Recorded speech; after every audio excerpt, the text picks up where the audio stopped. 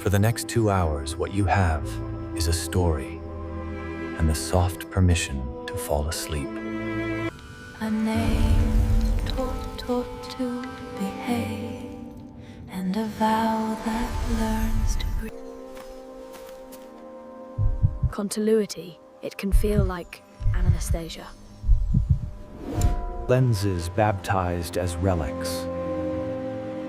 Questions in chains becoming altars. No drama, only competence. A city reassured by likeness, ceremonies tuned to the smell of a cuff. Not a miracle, not a theft, only a habit asking to be named. If this quiet work matters, leave a trace. Whisper, remember. Put on your headphones and let the room go still. If secret archives and forgotten hours are your kind of lullaby, follow this channel, no rush, just so you don't lose the trail. Tonight's story is a whispered confession from beneath the Vatican, paced for sleep but sharp enough to lift the veil gently. I was not meant to keep a name, only a number and a silence. Yet for the sake of telling this true, in the way a scar is true, whether or not you remember the wound, call me Noah Bellini. I will not ask you to believe me. I will only ask you to listen slowly, the way you listen to the ocean through a shell, until the small, patient roar becomes a coastline you cannot deny.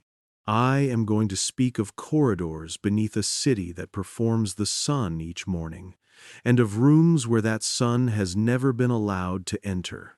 If you sense me pausing, it is because the air down there was a weight, and memory shares the same heaviness. If I take a breath, it is because the candles required it, and if you feel yourself grow drowsy, good sleep is safer. But before you drift, open your eyes for just a moment more. I am going to unlock a door that was never meant to open. The first time I descended, I was 27 and fresh with the kind of obedience that makes a face look younger than it is. Someone older had pressed a key into my palm. It was the temperature of a coin taken from the mouth of a statue, tasteless and metallic, not made for the living.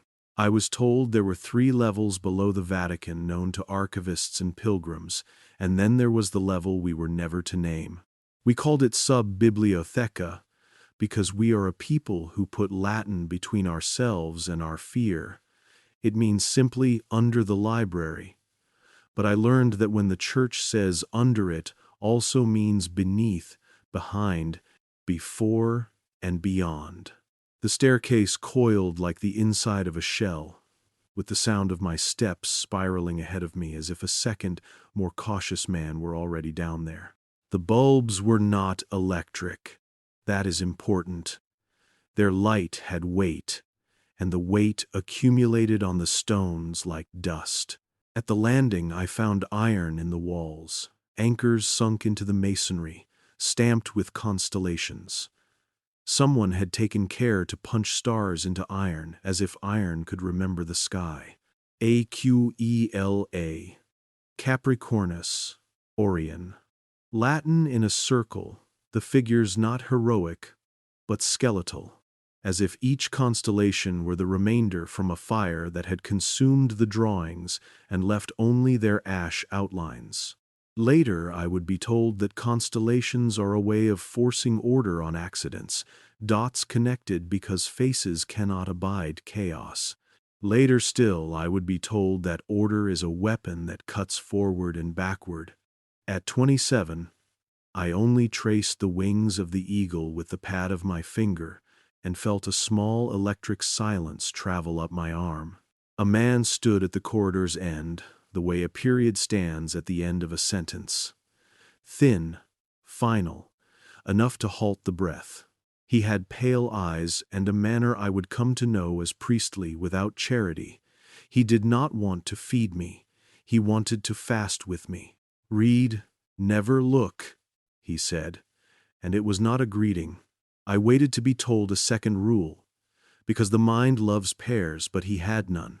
He turned, and I followed into a room that had the geometry of a chilled lung, long and alveolar, filled with wooden lecterns shaped like tethering posts. Books slept upon them, wrapped in rawhide, chained by iron that had been oiled and re-oiled until the links shone like wet fish. The smell was not the library smell they sell in tourist candles. No vanilla, no old linen, but something acrid and clean, as if the pages had been washed in vinegar and pressed with a bitter herb. When the man with pale eyes unwrapped the first volume, the leather sighed like a person who has been held too tightly and is finally allowed to expand. He did not tell me the names of the books. That was part of the discipline. Titles are crowns, and the books down there wore no crowns for fear of attracting loyalty. I learned to read beginnings without introductions and endings without farewells. I learned to translate a hand by its impatience. The first folio I touched was written on parchment that looked like it had once been skin and was still on good terms with the memory. The script ran evenly for a page and then broke into notes that entered the margins like roots entering a foundation. In those notes, I glimpsed the first of the bends, small at first, the way a reed bends to show you the current you could not otherwise see.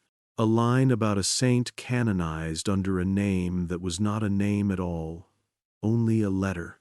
A line about a feast that commemorated a day never lived. A line about a relic whose power was to unname. I copied each line onto the slips we kept for that purpose, the slips that were burned or chained depending on what weight they collected.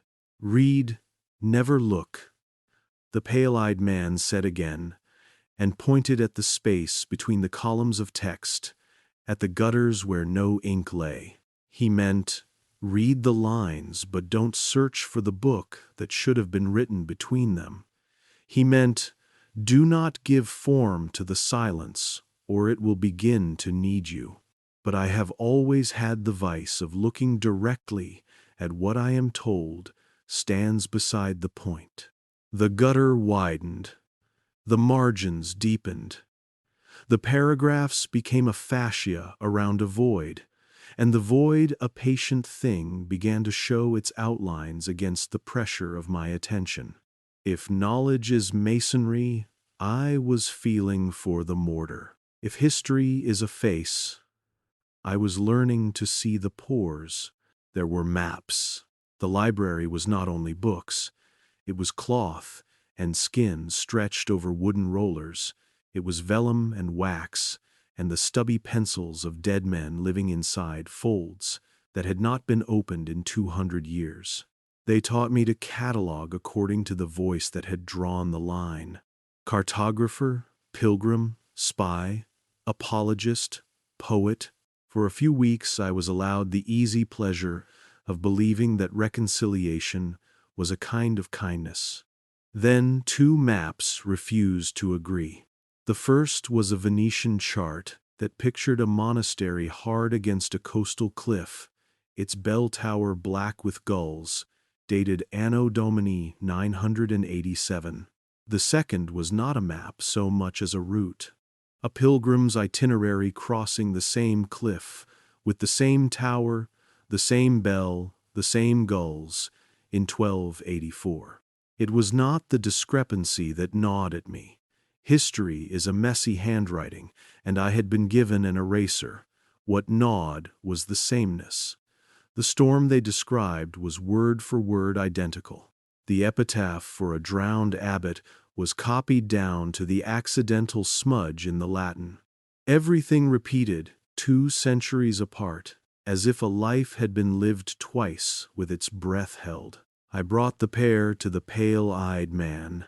He did not look displeased, but he did not look surprised. "We inherit the task of reconciliation," he said, and tapped the Venetian chart. This one has the older ink. He tapped the itinerary. This one has the elder hand. He then taught me the kind of arithmetic I had never learned in school. Add the power of the patron to the age of the pigment. Subtract the certainty of the copyist from the authority of the seal. Decide, and make the decision invisible. We chose 987. The other map was not destroyed. Destruction is a faith we do not profess. It was chained. Chains last longer than ash, he said, and smiled with half his mouth. The first time I saw the sigil, I thought it was an ornament copied mindlessly, like a flower your hand draws while your mind is occupied elsewhere. 7 narrow crescents orbiting a single star, all of it scratched into a margin and then scratched over as if to be hidden by the hiding. I found it again in the gutter of a chronicle someone had let their stylus wander during a tedious siege. I found it yet again impressed faintly in the leather of a cover, like a bruise beneath the skin of an arm. The caption below, the clearest one, read, in a hand that tried not to shake, "When the clocks are obedient, the people dream soundly." The sentence had the ring of comfort, obedience, dreaming, and the chill of its opposite. I copied it and placed the slip in the tray for chain, rather than burn. I should tell you about the oath, though it shames me even now. The ink was silver because silver was supposed to remind us of light in the dark, of coins exchanged honestly, of the mirror's plainness. But silver also remembers a different economy, the one where the weight itself is the command. They did not cut my hand the way novels prefer. They gave me a pen, and it felt kinder. 7 witnesses stood, or said they stood. Some shadows duplicate themselves in corners, and I wrote my name in letters that looked sturdy and provincial beside the sinuous Latin surrounding them. The pen left a cool track, as if the ink were colder than the page. When I lifted my hand, a small crescent of silver remained under my fingernail like a dirty moon. I told myself, oaths are not cages when your heart agrees to the lock. I told myself we were protecting people from cliffs. I told myself, words become truer when chained, the way a calf grows stronger when tied to learn its radius. I would come to hate that logic. At 27, I loved its geometry. The rooms kept a climate of their own. That is the least dangerous way to say it. The deeper I walked, the more I saw objects, acting as if they had agreed to this hush long before I was alive. A lens wrapped in linen, labeled in a hand I recognized as careful and frivolous. Lacrima sancti saints tear, though when I held it over a line of script, the letters swam into a clarity that made my eyes drip. A box with 7 slots in its lid, built for 7 lead cylinders that were not there. A small iron bell with no clapper, meant to be rung by the motion of something that passed through it without touching. These were filed under theological optics, devotional mathematics, liturgical acoustics, the language of making dangerous things go to church. If science must breathe, I read in a margin, in ink that looked near frantic, call it liturgy. A second hand had later written, very small, Amen. Not everything with a chain was an invention. Some chains were shame. There was a codex of saints whose names had been carved down to initials, the way a tombstone flattens a woman into someone's mother, someone's daughter, as if personhood were inherited the way land is. Someone had pinned a paper slip above the first page. Canonizations uncertain. Not uncertain to God, of course, only to record. I traced the initial of a woman I would never meet. S. The note beside her said, burned without witnesses, declared a rumor, miracles reassigned, like office furniture after a death. The slip went to chain. There was a dossier of anti-popes, or what a breathing world calls anti-popes. Down in sub-bibliotheca, they were filed under counterweights, as if history were a pendulum that needed balancing, and a pontiff of inconvenience could be minted to keep the clock honest to the pact. I read a line I will not forget. When a king rises too early, a second pope is required. When a thinker burns too bright, hammer a relic from his ash, and march it until the proper names dissolve into proper reverence. I told myself this was the fury of a heretic writing from exile, but the handwriting was the pale-eyed man's, and there were dates that matched bells I could count. After a month, I developed a competence that frightened me. I could tell the mood of a text by the way the chain lay across it. Loose chain meant a book that had been forgiven but not freed, as if a relative banned from the wedding were allowed to watch from the balcony. Tight chain meant a book under sentence. Crossed chain, two chains, meeting like swords, meant a book trying to teach more than one lesson. I began to dream of chains that appeared in the air around the heads of people in the refectory. In the dreams, the chains were transparent and reflected only candlelight. I woke with the taste of iron in my mouth. I flossed until the taste faded. There were rules about eating before descending none, and rules about praying after ascending none. The rules were all of omission. Silence here, silence there. The way a face with too little expression becomes the place where others deposit their fear.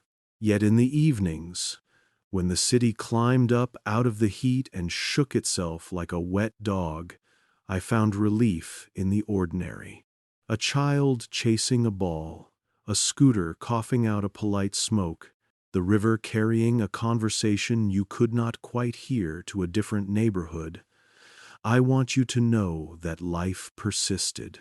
The point of telling this is not to paint the world beneath as the only world, but to confess how easily it begins to be enough.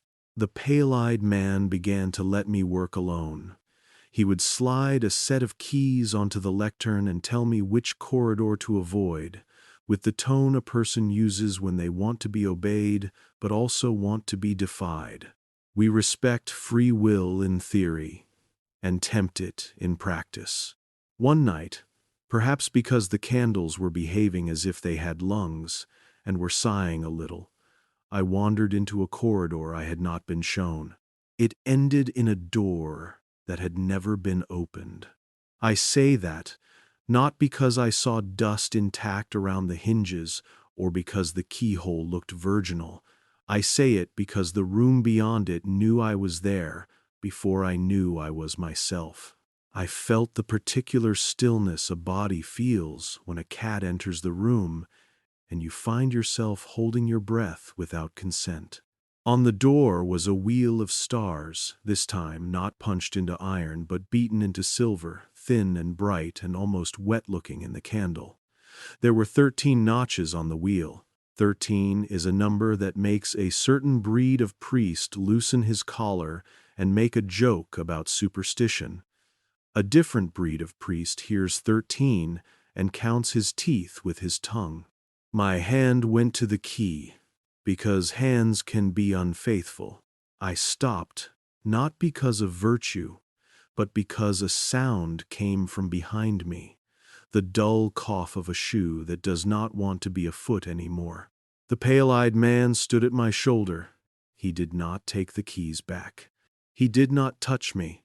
He only said, "Not yet," as if I had asked for something and would be granted it when I had earned it or been emptied of what would make it matter.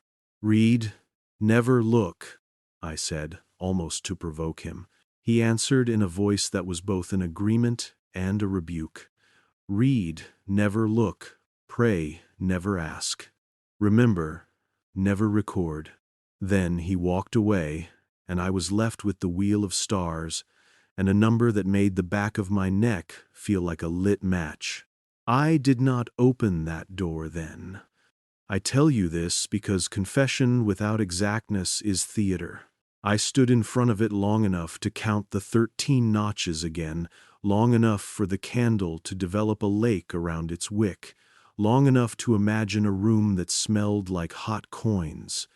Then I went back to the chained books and made an inventory of a shelf labeled Concordats Not Entered, which is what we called agreements that had been drafted and signed and then placed in rooms where they would not have to happen.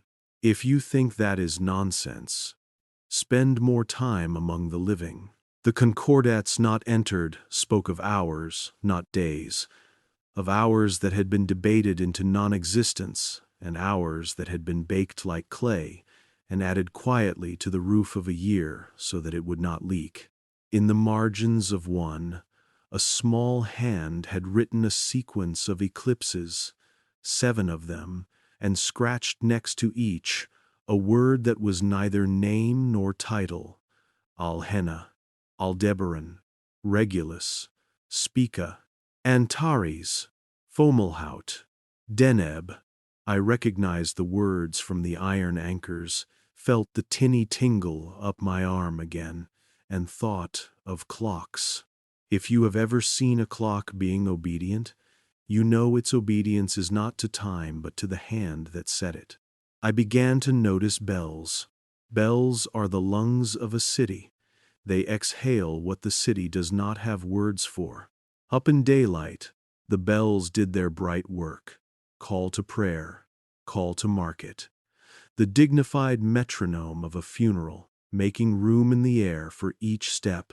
Below ground, bells were drawings or memories, or the single iron bell without a clapper, waiting to be moved by something invisible. I read an account of a night where 13 strikes were heard over Rome, and everyone decided in the morning that they had dreamed the extra one because there was no reason for it. And the city loves reasons, the way a bee loves its queen. Another sheet recorded a rehearsal for an anniversary that would not be allowed to happen, the bells muffled for practice, the hymn chosen for a year that did not exist in the calendar as it would be published. The note at the bottom said simply, "Silver Pact maintains coherence. Memory is persuaded to sleep." Persuaded, as if memory is a child with a warm glass of milk and a story. You might ask why I did not leave then, before the key kissed the door, before the wheel of stars turned. You might ask, as if asking creates a moral geometry where the answer can be placed and admired for its symmetry. I stayed because I loved the work. I loved the way a sentence written 400 years ago could reach through time and tilt the chin of a sentence written yesterday. I loved the small noises the pages made, the respectful cough of parchment when it is lifted, the compression of air over script as if the letters had their own weather. I loved the humility of a footnote and the arrogance of a headline. Sin is not always pleasure. Sometimes it is competence.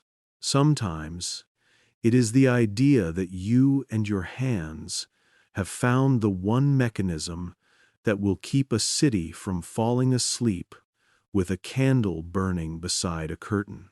There was a night I have not spoken of yet, because it is simple and uglier than the others.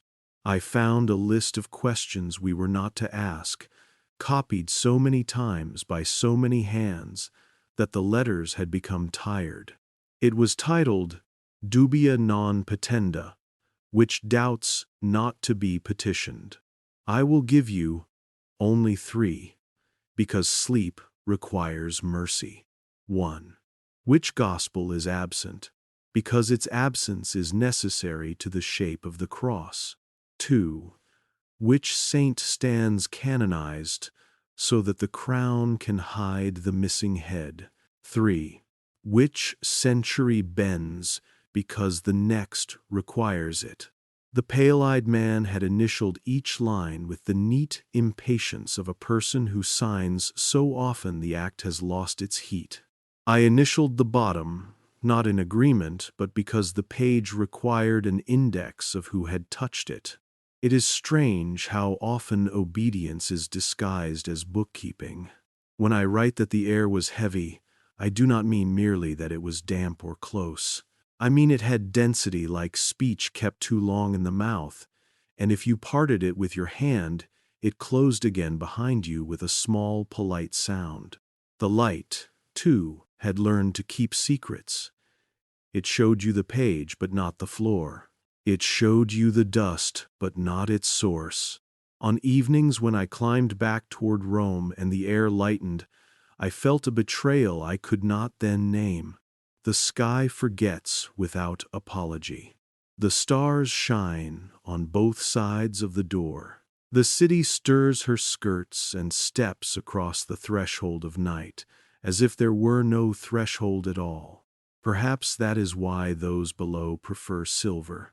It is the oldest moon we can hold. I returned to my cell and tried to pray, but prayer is a muscle that atrophies if it is used to lift only the weight you are given and never the weight you suspect.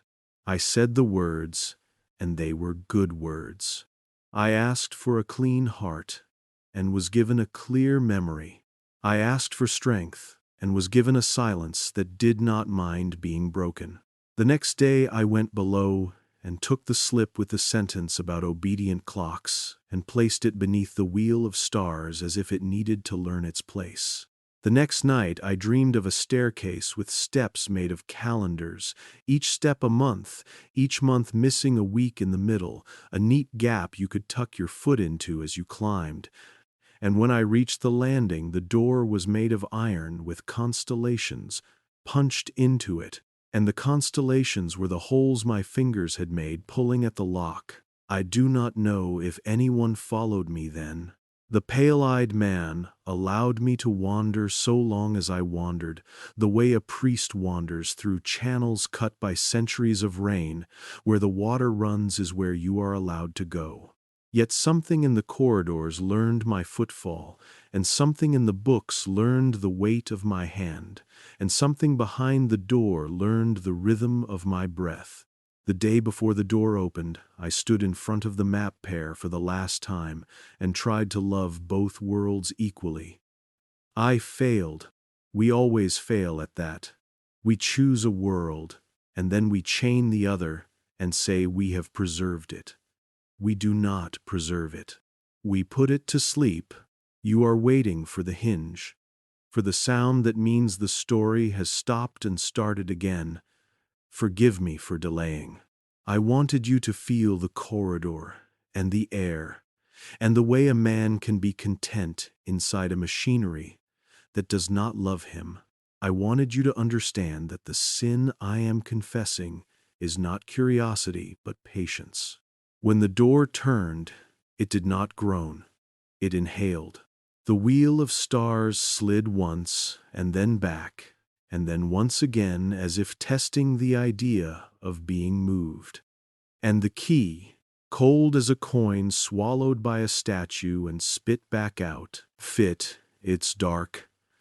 And I turned, and a line that had been drawn in the air for centuries erased itself so quietly the candle flame bowed as if thanking it. Inside was not a room. Inside was a weather. It smelled like hot coins. It sounded like the velvet side of thunder. The walls were black in the way a well is black when you look down it at noon. In the center stood a lectern of hammered silver shaped like a calendar page, with 13 notches where 12 should have been. I do not know where the light came from. It was like being at the bottom of a pool and finding that the water itself glows. There was text on the silver, but not text like a book, text like a bell, cast into shape, a language that could ring. I put out my hand and felt the small wind of it trembling, and then the pale-eyed man was beside me, and then 7 others, or 7 shadows, or 7 habits of air. And I understood that a pact is not signed once and placed in a file. It is rehearsed until it becomes muscle memory in the body of an institution. It is lived by the walls. Read, the pale-eyed man said. Never look.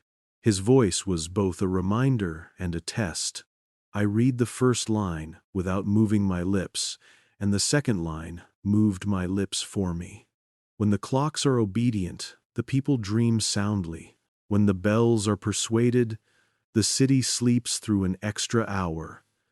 When the star wheel turns 13, memory folds its edges toward the center and is stored like linen for a better season. I felt a heat at the base of my skull, like a hand placed kindly but with intent. I wanted to say no.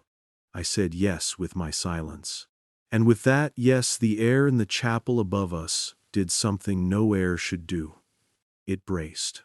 That was the beginning not of my faith, but of its unbuttoning. I had confessed to you how the chains felt, how the maps disagreed, how the margins breathed. I had confessed how an oath can feel like a door that keeps the wolves out until you remember some wolves are hired to guard the sheep. I am confessing now that when the wheel of stars moved and the 13th notch aligned with the key's small absence, I understood what was meant by a Silver Pact with 7 shadows. It was not an alliance between men and demons in the sense the child in me still half believed. It was something more disciplined and therefore more terrible. An agreement with the habits of forgetting, a concordat with convenience, a treaty with the human need to sleep. I left that first night with my mouth tasting of iron and my fingertips shining as if I had handled thin fish. I slept poorly and dreamed well. In the morning I woke with a sense that something had been lifted, but not for me from the city. A page slipped out of the book of the world and drifted to the floor, and lay there like a petal, too light to be heard. I made tea, and the water did not boil the same. I went below, and the anchor-marked Orion felt warm. I wrote on a slip of paper, I have seen the door that was never opened, open itself because we asked it to. I placed the slip in the tray that should have meant burn. I reached for the match. My hand disobeyed. I placed the slip under chain. If you cannot sleep, let the weight of this be gentle. I am not asking you to carry it to morning. I am laying it beside you the way one sets something fragile on a nightstand, knowing it will be the first thing your eyes find when the dark has had its say. I was 27 and faithful to the idea that history is a sacrament when it is chosen in the light. I would spend years learning that in certain rooms, light itself can be trained to kneel. I am telling you these things not because I am brave, but because bravery is a word I am trying hard not to use about myself anymore. Call it tidying. Call it putting the right book back on the right lectern. Call it making the chain lie flat. And now, if you need to rest, go ahead. The bells will count for you. If they reach 13, ask why. I will be here when you wake, ready to tell you what came next. I started to keep 2 kinds of notebooks, one for what the archive said had happened, and one for what the papers behaved as if had happened. The first notebook looked like an obedient child's exercise book, dates, councils, bulls, tidy lines, connecting popes to wars and wars to saints and saints to miracles with the pleasing inevitability of a catechism. The second notebook was not a book, it was a weather. I wrote on loose scraps, on the back of labels, inside my sleeve. I wrote in a script I could later deny as my own, as if my hand were a witness under protection. In it I collected the quarrels that appear polite on the surface, 2 documents clearing their throats, saying after you to one another, until you listen long enough to hear the blade being sharpened underneath. The quarrel of the monastery with the twin storms grew teeth. I discovered a third witness, a sailor's almanac that listed the same cliff and the same bell and the same drowned abbot in Anno Domini 1114, placing the disaster precisely halfway between the other two. The entry felt like a hinge someone had hammered in, after the door had been hung too late, but just in time to keep the wood from splitting. I set the 3 in a row on the lectern and looked at them until my eyes began to suggest that all storms are in some sense the same storm wearing different years like borrowed coats. A comforting thought. If you do not care about bodies, when we cannot reconcile, we ritualize. There was a procedure for map disputes, weigh pigments, measure margins, sniff the varnish for whale oil or linseed, read the wind of the handwriting. I performed the rite like a young priest who believes the chalice is heavier than it is. Then, because obedience is a habit and habits seek companions, I did the thing the pale-eyed man had not told me to do, but would not have forbidden. I stepped aside and asked aloud not to God, who has better questions, but to the room what the maps were trying to protect. The chain on the Venetian chart twitched against the wood, as if a breath had passed through it.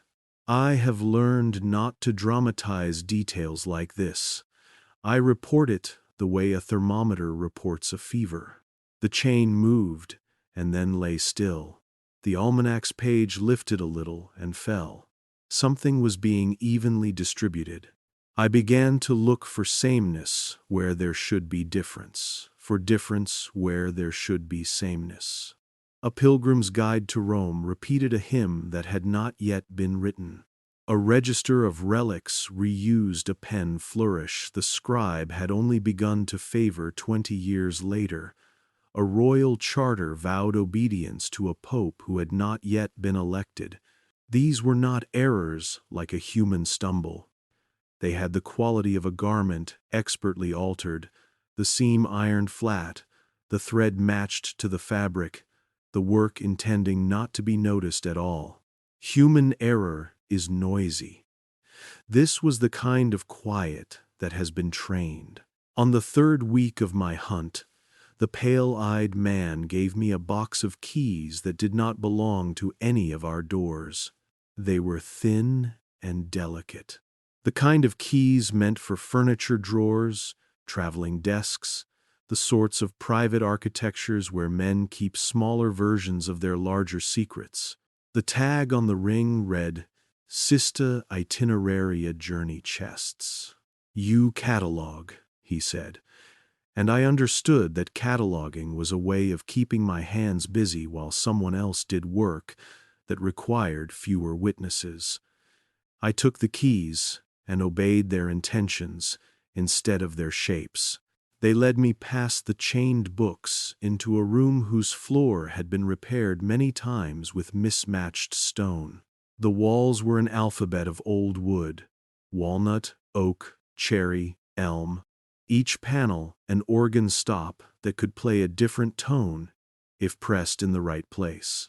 I tried one panel, then another, and a square door sprang out slightly, sighing the way a face sighs when the truth relieves it of a wrong expression. Inside the first chest was a stack of pocket atlases, hand-sized corners rounded by fingers that had traveled more than their owners. The continents were a little wrong in the old way, Africas that drooped, Americas that looked as if a child had drawn them by memory while the teacher faced the board, but the roads were correct in a way I had not seen before. Between monasteries ran threads marked not by milestones but by hours: 7 hours if you keep to the shadow of the hill, 9 if you follow the road and pray.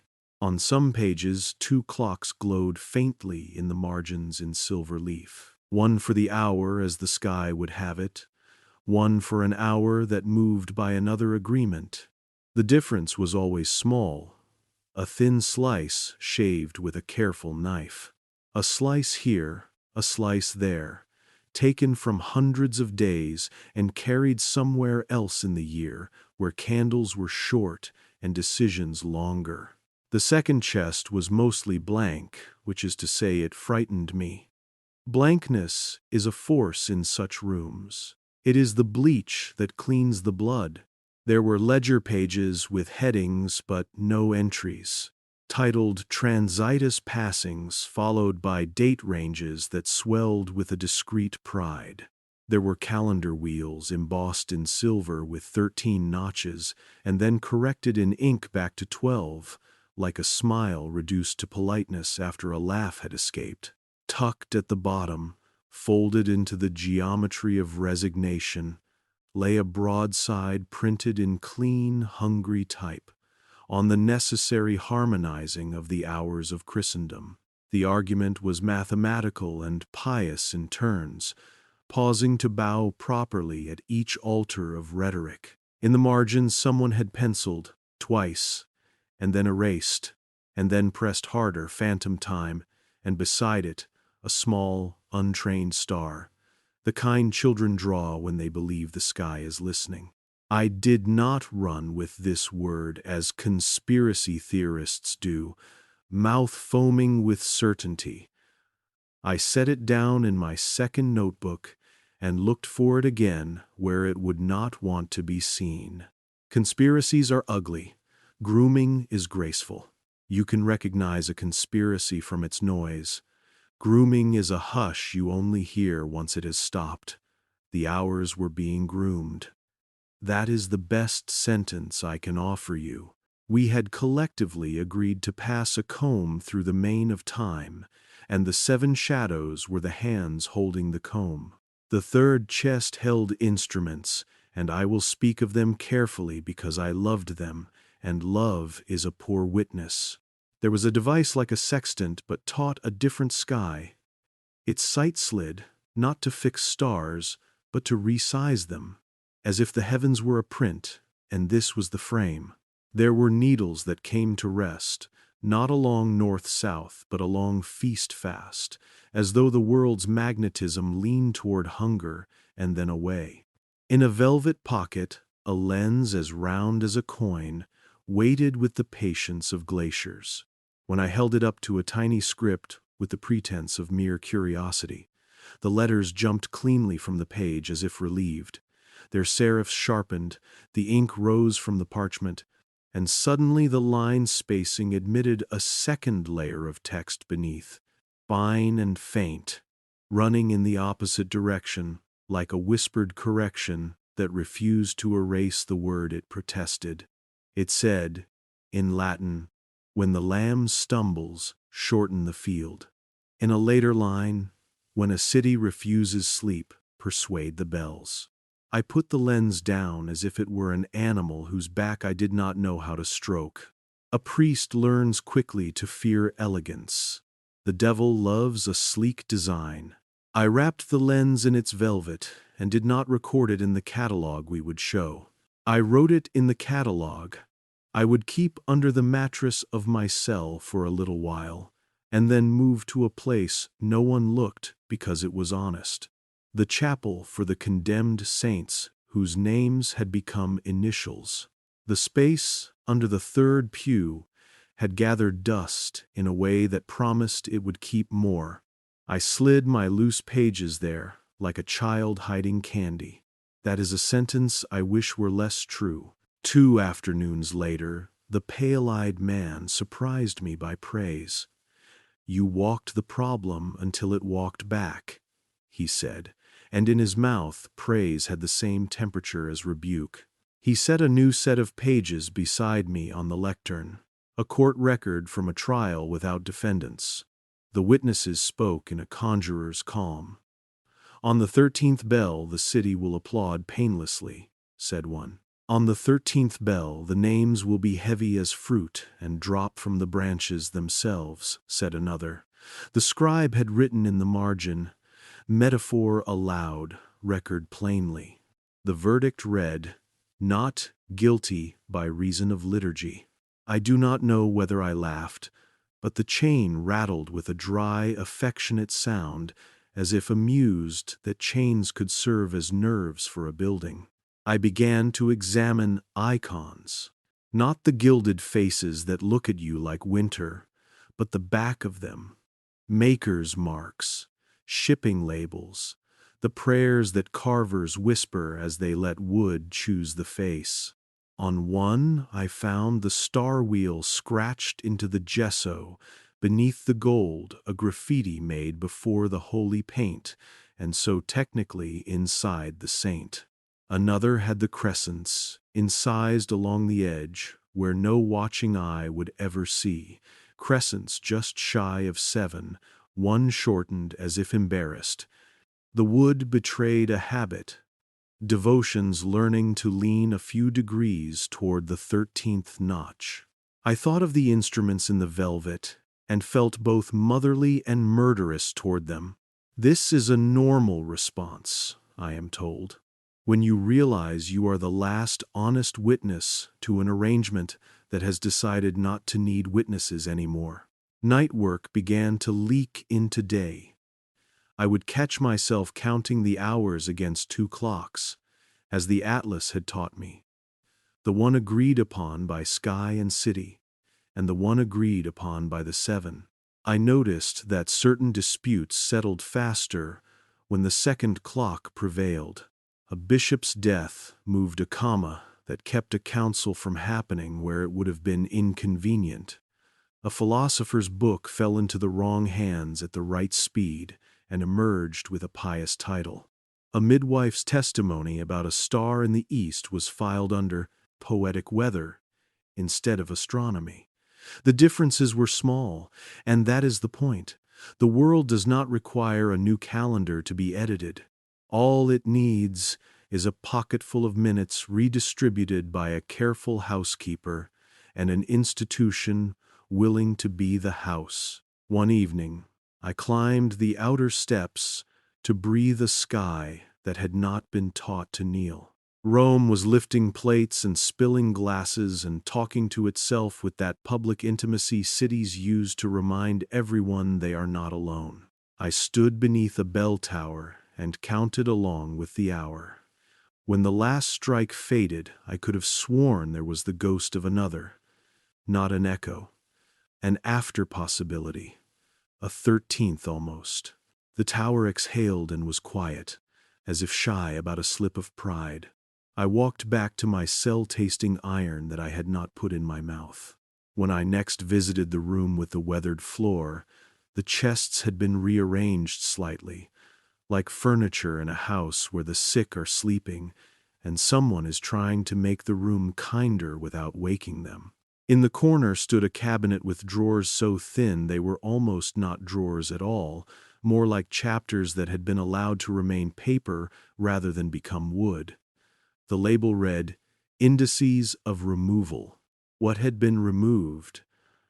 Not whole events. That is too brutal, and brutality is loud. Names had been removed. A saint's mother's name replaced with the phrase, "a devout woman." A painter's signature shortened to the initials of his sponsor. A latitude shaved by a degree, so that a pilgrimage would end at a door that did not open rather than the door that did. In a margin that had been carefully sanded nearly smooth, a ghost note moved beneath the fibers, like a fish under ice. The lamb stumbles, the field shortens, the clock is obedient. Sleep. I do not think I hallucinated it.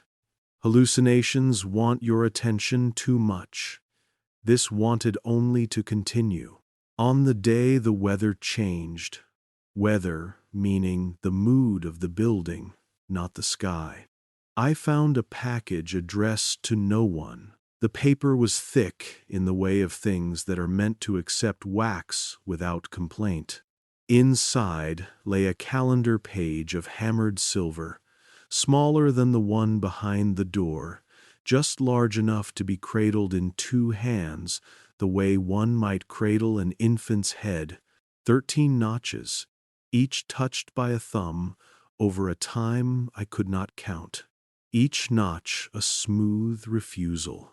A note accompanied it in a script that did not belong to any of us. When the 13th is rehearsed, the 12th behaves. Teach it at dusk. Return it before lauds. I carried the thing as one carries a host. Afraid to drop it. More afraid to know what it does. At dusk, alone, I set it on the lectern reserved for reconciliations. I spoke out loud the hours of the day in their proper order. The canonical hours, a song I had known since I was too small to talk, and when I reached the end, I placed my finger at the first notch and dragged it, slowly, to the 13th, as if cutting a place for the day to store a secret. Somewhere above me, in a tower I could not see, a rope trembled, a bell throat cleared, and then did not ring. I received the apology of a city and understood its grammar. We will not do it now. We will be ready if asked. I returned the silver page before lauds. The pale-eyed man said nothing, which is the way one expresses approval in a place where applause is against the rules. I slept briefly and woke deeply, as if pulled to the surface by a net. The dream I had left behind was bright enough to fever the pillow. The 7 crescents orbiting a star that was not a star but a hole where a star had been. In the dream I tasted ash and a small sweetness, like an almond burned just enough to release its perfume. I went below, and the chain on the map of 1284 lay in a different shape. It resembled, if you wanted it to, the curve of a crescent in a small obedient moon. After this, confession becomes arithmetic. I can count. The maps I reconciled that should not have agreed. The relics whose explanations I helped rename, not with lies but with versions softer to the touch. The minutes I watched, lifted tenderly from 1 hour and quilted into another. The number of times I told myself I was keeping people from the cliff, when in fact I was setting cushions at the bottom. And yet there were also the refused obediences, the lens I wrapped and did not log, the slip I chained instead of burning, the questions I wrote and placed under the 3rd pew where the condemned saints keep their breath. If I have a virtue, it is that my betrayals are tidy. The archive likes tidy. It can file betrayal when the edges are straight. The day before, the night of the wheel, when you will hear about the 13th bell that did not apologize, I found a chart of the sky annotated in a scholar's small, neat Latin. Beside the name Regulus, the scholar had written, King will bow. Beside Spica, harvest withheld and then returned with interest. Beside Fomalhaut, the solitary mouth speaks on behalf of the waters. It looked like astrology disguised as theology, disguised as astronomy, which is to say, it looked like Rome. Along the chart's edge, faint and stubborn, sat the sigil of 7 crescents, and a star scratched over, as if scratched at the time of scratching. I traced 1 crescent with my nail, and it filled under the pressure with a sheen the color of old coins. When the clocks are obedient, I whispered, and the air agreed by not moving, I do not demand that you believe me. I intend only that you not sleep through the part where the room stands up and looks back. Time is trained like a choir. There are 7 notes we have been asked not to hear. I know their names now, and I know the way the bells speak when they are about to be persuaded. The maps did not lose their quarrel. They attended a rehearsal and returned changed, modest as clergy after a late-night vote. We kept both on the shelf. We called the work Reconciliation. But reconciliation implies two parties meeting in the open. What we practiced was something else. A pact rehearsed behind a door, signed in silver by shadows that learn the shape of men when men are too tired to stand straight. I tell you this because we are moving toward the 13th, and because before you hear the extra strike, you should know what it costs a city to sound as if it is sleeping. I tell you so that when I confess what happened in the chapel that has no ceiling, you will not call it an accident or a rumor or a neat trick of acoustics trained by superstition. You will know that maps were taught to agree. You will know that hours were groomed. You will know that a star is sometimes a hole, and that a hole is sometimes a room. And then, when the bell arrives and stays for one more breath than it should, you will be ready to ask the only question worth asking of a clock that has learned obedience. Obedient to whom? If a city is a lung, the hours are its breath. You can count them by the bell, but counting a breath is not the same as owning it. We said the hours like prayers, matins, lauds, prime, terce, sext, none, vespers, Compline 8 anchor points hammered into the day, a compass that keeps fishermen and bishops from walking in circles. But a compass can be trained to stutter. A prayer can be taught to swallow a word without sounding rude. I did not believe that when I arrived. I believe it now. In the unglamorous way, a scar believes a knife. The phrase phantom time did not stalk the corridors like a slogan. It lived in margins, in the pale graphite of hands that feared ink. I met it first as a question. Where did the 10 days go? The Church answers beautifully. Mathematics, astronomy, mercy for a drifting calendar. October 1582 leapt forward so Easter would fall where heaven had reserved a pew. But the pamphlets in our chests did not stop at 10 days.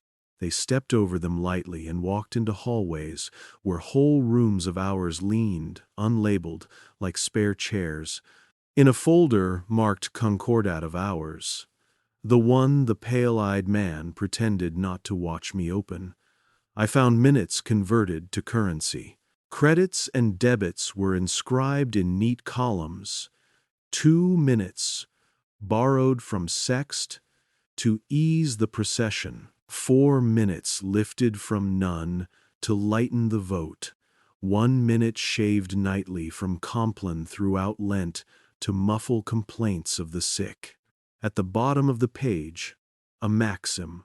When the people are gently late to themselves, the city arrives on time to the pact. I ran a fingertip down the column and felt a bump where the scribe's pen had hesitated. Hesitation is honest. It is the last sound humanity makes before obedience. It is not dramatic. How time is persuaded. There are no lightning forks, no thunder and trembling naves. There are rehearsals. There is a wheel of 13 notches, small as a saucer, passed hand to hand like contraband bread. There is a lesson. Do not add an hour. Practice the possibility of an hour until the 12 behave as if the 13th would always have been welcome. We learn to move time, as a tailor moves a seam, a breath here, a breath there, pressed flat, invisible on the outside, measurable only to the body that wears it. The body was Rome. I was assigned to the indices of removal that season, the cabinet of drawers thinner than scruples. It catalogued not erasures that would have been barbaric, but courtesies extended to memory, a bell that failed to strike for a death and was forgiven by the family, a street market that shifted 1 block north and took its anniversary with it, a saint whose feast day flowed around a coronation as water flows around stone.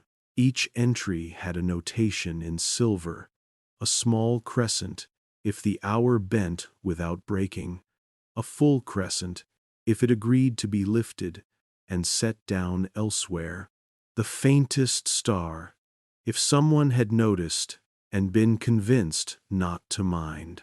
On the back of one card, likely by a clerk whose lunch had been postponed, someone sketched a seven-spoked wheel and labeled the spokes not with numbers, but with the names I now knew by touch: Alhena, Aldebaran, Regulus, Spica, Antares, Fomalhaut, Deneb. I had seen them stamped into anchors, incised into door furniture, hovering at the corner of lavish initials as if they had been shooed from the page and left smudges of moonlight. Here, though, the wheel had instructions. The handwriting was the kind that confesses a tremor and writes anyway. When 7 are in council, close the ring. When the ring is closed, the 13th rehearses in the lungs of the city without complaint. Return the rehearsal to silence by dawn. If I am making this sound like sorcery, forgive me. The truth is tidier, and therefore worse. It was a governance of forgetting, engineered with the patience of stone. On certain nights, the bell tower learned to rest between 12 and silence. On certain mornings, the market woke on time despite a late moon. On certain anniversaries, the grief arrived with a promptness that would have been cruel if it had not been a relief. We told ourselves the faithful were spared confusion. We told ourselves pilots should not see the scaffolding that keeps the sky in place. We told ourselves the pact was an act of mercy. Tell a lie kindly, and it will bless you before it eats you. The first rehearsal I witnessed came with no trumpet, no nod from the pale-eyed man, nothing of the softness and ceremony with which we unrolled ancient vellum. I was inventorying a tray of ring seals, wax impressions of names I had been trained not to crave, when a junior bell ringer appeared in the doorway, hat in hand, like a man who has heard a rumor about his own funeral and come to see if it is true. He was 13 in the way some boys are 13 forever, built of elbows and apology. "Father," he said, because once a caller, always a caller to children. They asked for a count without a count. He swallowed. They asked for the hands to practice stopping together. I followed him up into air that smelled of iron on the breath of rain. The belfry housed throats of varying temperaments, a jovial tenor, a conscientious alto, a bass that took orders personally. The ropes hung in their familiar queue, and beyond the arches, Rome slouched toward evening, giving herself to lamps without drama. The master ringer tipped his chin at me, and looked away in the old manner that makes collusion feel like manners. "At the top," he said, "we breathe once more than we need. No sound." He lifted his hand, and the boys watched it as if it were the second hand of a clock. The practice is simple. At 12, the ropes are pulled in polite sequence, as if greeting a line of dignitaries. At the end, there is a lingering, the kind of pause good conversationalists allow to see if the other has more to say. In that pause, the hands stay not clenched, not slack, suspended as though the city were asking itself a question and wished to hear the silence answer honestly. I felt the question in my neck, at the base of the skull where the day keeps its ledger. The boys exhaled together, and the air carried their breath down, over roofs, into alleys, into teacups, into the small spaces under beds where old shoes become museums. The 13th did not strike. It rehearsed itself in the lungs of 1,000,000 people. Nothing happened, and I watched it happen. That night I dreamed that the calendar did not hang on the wall but lay across a table like cloth, and someone was smoothing it with both hands. When I woke, I found under my door a fold of paper that tasted faintly of wax, when my teeth worried its corner, a habit that has embarrassed me since childhood. Inside, in a script I recognized only as patient, lay coordinates and a time, an hour that had been erased from the published schedule of the tower. The place was not underground. It was a chapel whose ceiling had been painted black, not to represent night but to receive it. There were 13 candlesticks and 12 candles, because our theology respects limits even while testing them. The men and women gathered were not the 7. They were the room the 7 breathed through. The pale-eyed man stood among them like a hinge. You will ask, were they priests? Some. Scholars? A few. Bakers, bellmen, a midwife, a night watchman who had never fallen asleep on duty, a widow whose grief had taught her the grammar of hours intimately. The pact sounds grand if you let it. In posture it resembled housekeeping. We called the minutes to order, we counted their heads, we decided which were delicate and which could be carried, and we tucked them where the day would not miss them until morning, by which time the city would be grateful for having slept. The ceremony began with a reading not scripture, not law, but a list of names of who would be spared confusion by tonight's adjustment. The old man whose medicine required a steady rhythm, the baker whose oven trusted an interval, the mother whose milk came in waves that should not be mocked by bells, the prisoner who marked his hope by visits of light. It is easy to govern when you can name the faces you are about to betray into peace. We placed the 13th candlestick on the altar and did not light it. The pale-eyed man looked at me the way a locksmith looks at a door as it learns to recognize him. Then the star names were spoken. The 7 are not gods. Gods are greedy for faces. Stars do not want faces. They want obedience. We said Alhina for the promise to shore up a wavering pledge, Aldebaran for the red eye that keeps watch over the stubborn, Regulus for the king who learns to bow without humiliation, Spica for a harvest withheld calmly, so tomorrow will be fed, Antares for the heart that agrees to beat in the new rhythm long enough to survive, Fomalhaut for the solitary mouth that speaks water into listening, Deneb for the distant wing that reminds the flock it can turn without breaking formation. Each name settled like a thin coin on a black cloth. The ring closed. It did not clang. It sighed. We did not change the calendar. I want that clear. We rehearsed it. The boys at the tower held their breath at the moment they had been taught, and the city, cued by muscle memory it did not know it had, did not notice its own question. Down in the chapel, the 13th candle did not ignite but warmed, the way a stone warmed by a hand does not shine yet will carry its heat to a pocket. Minutes were gathered like spilled beads and set neatly in a dish. When the dish was full, the pale-eyed man nodded, and someone in the corner she wore an apron began a hymn. I do not care to name because I love it, and love is not on trial here. We returned the dish to its shelf, and the shelf folded into wall, and the wall leaned back into night. I went home along streets, soft with lamps, and listened for difference. It came in small concessions. A child asleep one door sooner than usual, a dog's bark missing its final syllable, as if persuaded to gentleness, a window whose argument ended jointly, instead of with a slammed edition of Scripture. You will say these are the eyes of a man who wants to see meaning. Perhaps, but wanting has never been sufficient in these rooms. The rooms require practice. The practice makes the wanting unnecessary. In the days that followed, the archive treated me like a colleague rather than a novice. That is to say, it trusted me to file what I could not forgive.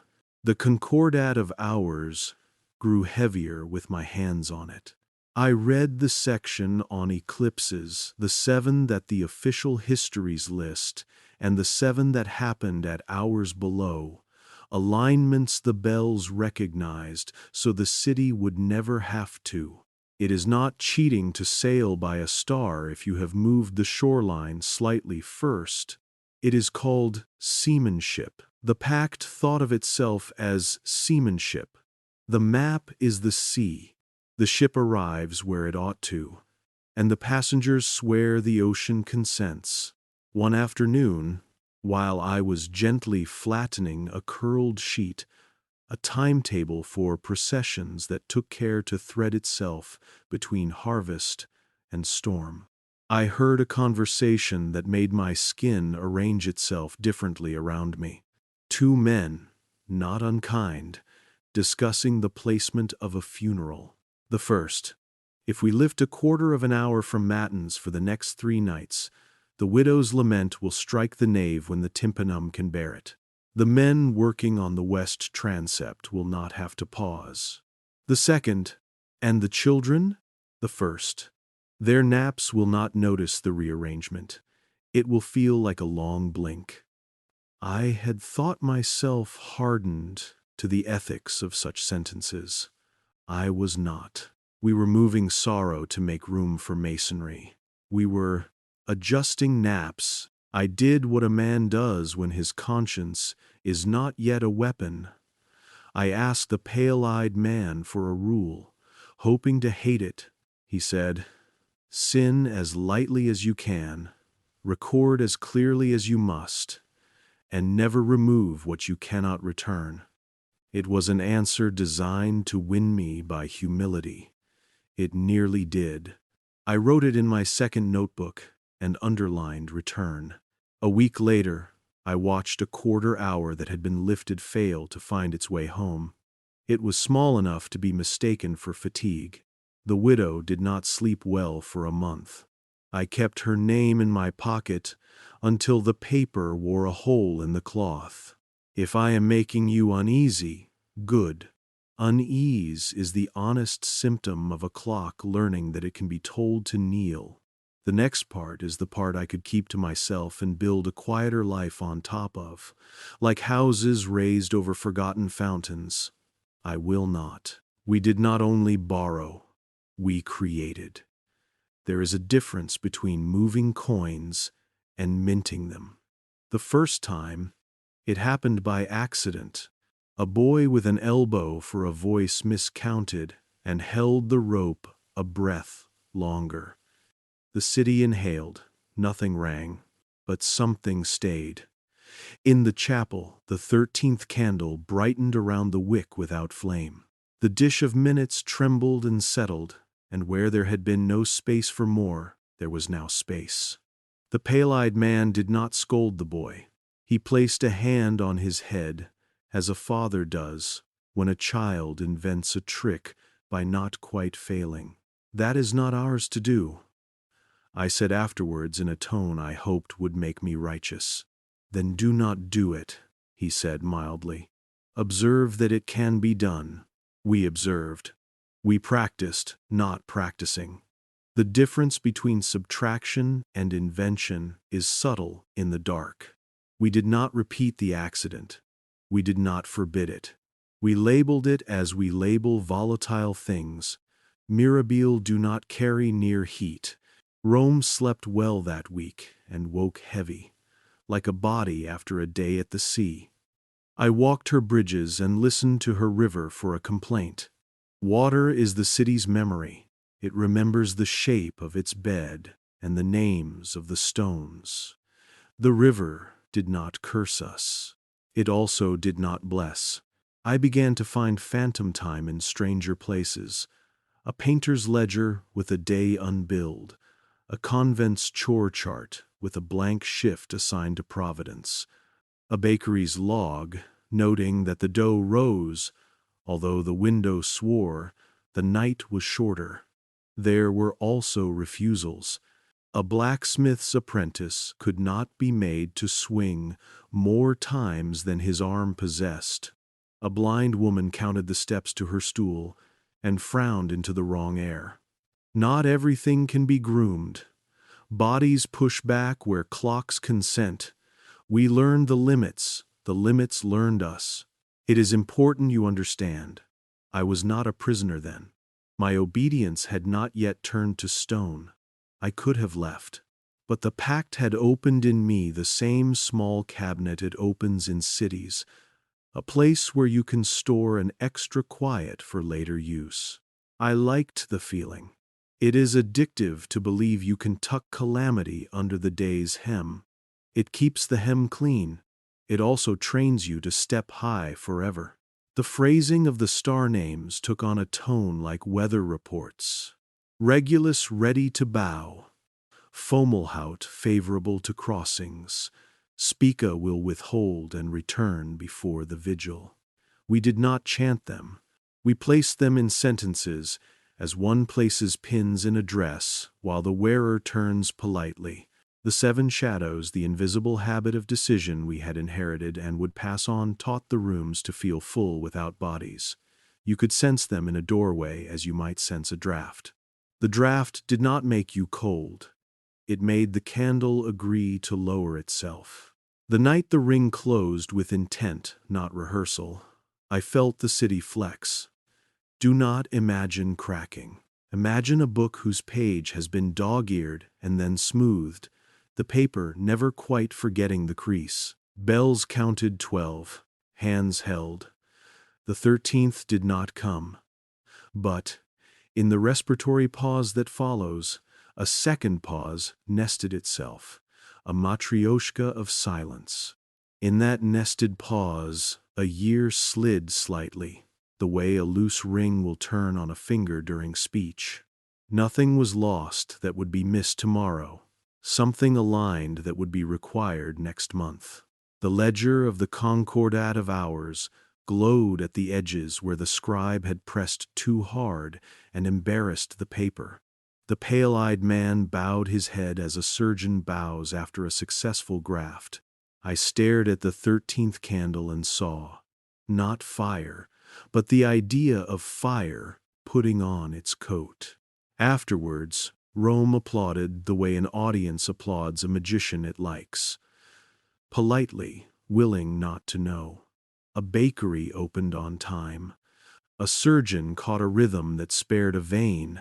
A train a century in the future, a fact I should not possess, will pull into a station with the grace of a prayer, arriving exactly when the listener lifts their face.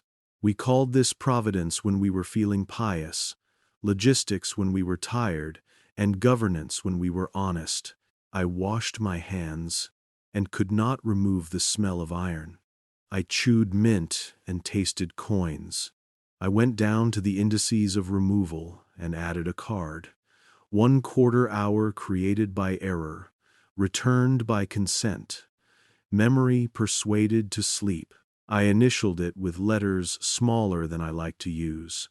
I placed the card in the drawer, and the drawer declined to close, as if introducing me to its appetite. These cabinets always want one more tidy betrayal. It was then that the hallucination, if that is the courtesy you require, began. On the inner lid of my eyelids, when I blinked, I saw a wheel and a door and a page of silver with 13 notches. It did not urge me to act. It rehearsed being present. Objects down there are trained to be in the room the way music is, in a room you have left but can still hear. In the acoustics of my skull, the bell rehearsed too. I found myself whispering questions, like a child tasting their first riddle. If we can borrow without harm, is that still borrowing? If we can return without confession, is that still theft? If we can create without flame, is that still fire? The river offered the only honest answer rivers give. It kept moving, making the shape of the bed truer every day. I have not yet told you about the woman with the apron who sang the hymn. She is the reason I am talking at all. She found me at the foot of the stairs with the professional kindness of someone who has cleaned after miracles and prefers mops to incense. Father, she said the title, fitted me again for a second, like an old coat. Do you know what happens if we keep a minute that no one has earned? Her eyes were the color of years. I told her I did not. It asks to be named, she said. And if we name it, it needs godparents. And if it needs godparents, it needs a birthday. And if it needs a birthday, it needs a year. And if it needs a year, it will not choose one we have already used. She patted my arm as one pats dough to know if it will rise. We are midwives, she said softly. We should remember what arrives when something is born. I carried that sentence like a lamp through a tunnel. The tunnel ended in a room you already know, the black ceiling, the silver page, the 7 practiced into the stones. The pact was not merely lifting and tucking anymore. It was crowning. And I, obedient, tidy, in love with neat margins, had to decide whether a clean ledger is worth an extra year that never paid for its bread. If you are drowsy, let this part rest in you like a question placed under your tongue. The bells will count. They are paid to. If you wake in the night and feel the city breathing an extra breath, do not panic. Ask, as the woman asked me, what name do we give to what we have not earned? And who will raise it if we keep it? I stood at the door that had never been opened and had opened, and I placed my hand on the wheel of stars until the skin of my palm held their pattern, the way sleep holds the last word you hear. The pale-eyed man spoke the name slowly. 7 coins on black cloth, the ring closed. The 13th reheated a room without flame, and I understood, past the part of understanding where intellect congratulates itself, that the phantom of hours is not a ghost. It is a child we have agreed not to meet in daylight. It walks our halls at night in soft shoes, learning which floorboards will keep its secret. It is polite. It wants to help. It will hold the door for a funeral and carry the edge of a wedding dress and stand in line for bread and arrive home before curfew. It will do all of this until it remembers that it has not been named, and then it will ask for a birthday. I went back to my cell and wrote on a slip of paper in a hand I could later disown. We are building a house for a year that did not knock. I put the slip under the 3rd pew with the condemned saints, where dust keeps its promises. I slept in the posture of a man who has rehearsed sleep. When I woke, I felt the city hesitating politely at the threshold of morning, letting itself in with the key of an extra breath. I brushed my teeth and tasted iron. I washed my hands and smelled coins. I went below, and the chain lay across the map like a crescent on a small, obedient moon. There is a workshop under the archives the guides do not list, a room with a hearth that breathes like a small animal, and an anvil polished by prayers it never asked to hear. We called it the Relic Forge, because euphemism is the first tool of any honest trade. The name implies that holy things are made there, which is sometimes true in the same way a bandage is sometimes a cure. Iron learns manners in that room. So do men. I was sent there after the 2nd rehearsal of the 13th, when the city had proved it could hold its breath without panic. You catalog well, the pale-eyed man said, which in our corridors meant you can be trusted to describe a wound without bleeding on the page. He led me along a passage lined with extinguished sconces and stopped before a door with no handle, only a plate of metal impressed with a wheel of tiny stars. He touched the plate, the door forgot it was a door, and we stepped into a climate that tasted faintly of cloves and iron and old rain. On the wall above the hearth hung a sentence hammered into a band of copper: "If science must breathe, call it liturgy." I had seen the words before, cramped in a frightened hand in margins downstairs. Here they had grown a spine. The heat made the copper flex, so the maxim seemed to inhale and exhale, agreeing with itself. I felt the harmless pride of recognition, a pilgrim finding a landmark he has only read about, and then the shame that follows when the landmark looks back. The first object they gave me was a lens wrapped in linen, the color of forgiveness. I recognized its twin from the chests: coin round, river clear, the kind of glass that wants to magnify more than sight. "Identify," the smith said. A woman with wrists like columns and eyes that regarded me with gentle contempt, the way a midwife regards a man who claims to understand pain. I held it above a line of inventory on the bench. 1 bone splinter, attributed to Saint, initial lost. Chain assessed tight. 1 ampulla of water from the Jordan, refilled twice. Chain assessed crossed. 1 octave pipe from a broken organ, intonation repaired. Chain assessed loose. The letters leapt into exactness, serifs thinning like a blade under whetstone. Under them, a second script surfaced at a slant, like minnows coming to look at bread. Relic made from instrument. Instrument made from curiosity. Curiosity made from a woman whose name was removed because the field needed to shorten. I set the lens down as if it had been caught eavesdropping. "You see why we chain," the smith said, not unkindly. "Fever is useful, contagion is not." On a rack behind her lay organs of a different anatomy, a compass that settled along fast and feast instead of north and south, calipers marked in blessings, a square whose 90 degrees were annotated with the Beatitudes. Tools made to domesticate wonder. We shape the metaphors until they obey. She handed me a rod of silver etched with 13 notches.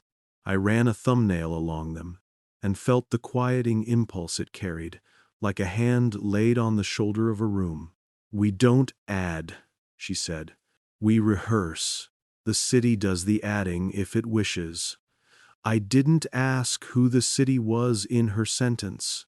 You learn quickly not to interrogate pronouns down there. They lead you into mirrors. On a shelf, labeled "Translations," rested objects that had been renamed into sanctity. A magnet described as a pilgrim's marvel that made iron remember home. A prism titled "Splinter of Angel Wing" for its habit of teaching white light its debts.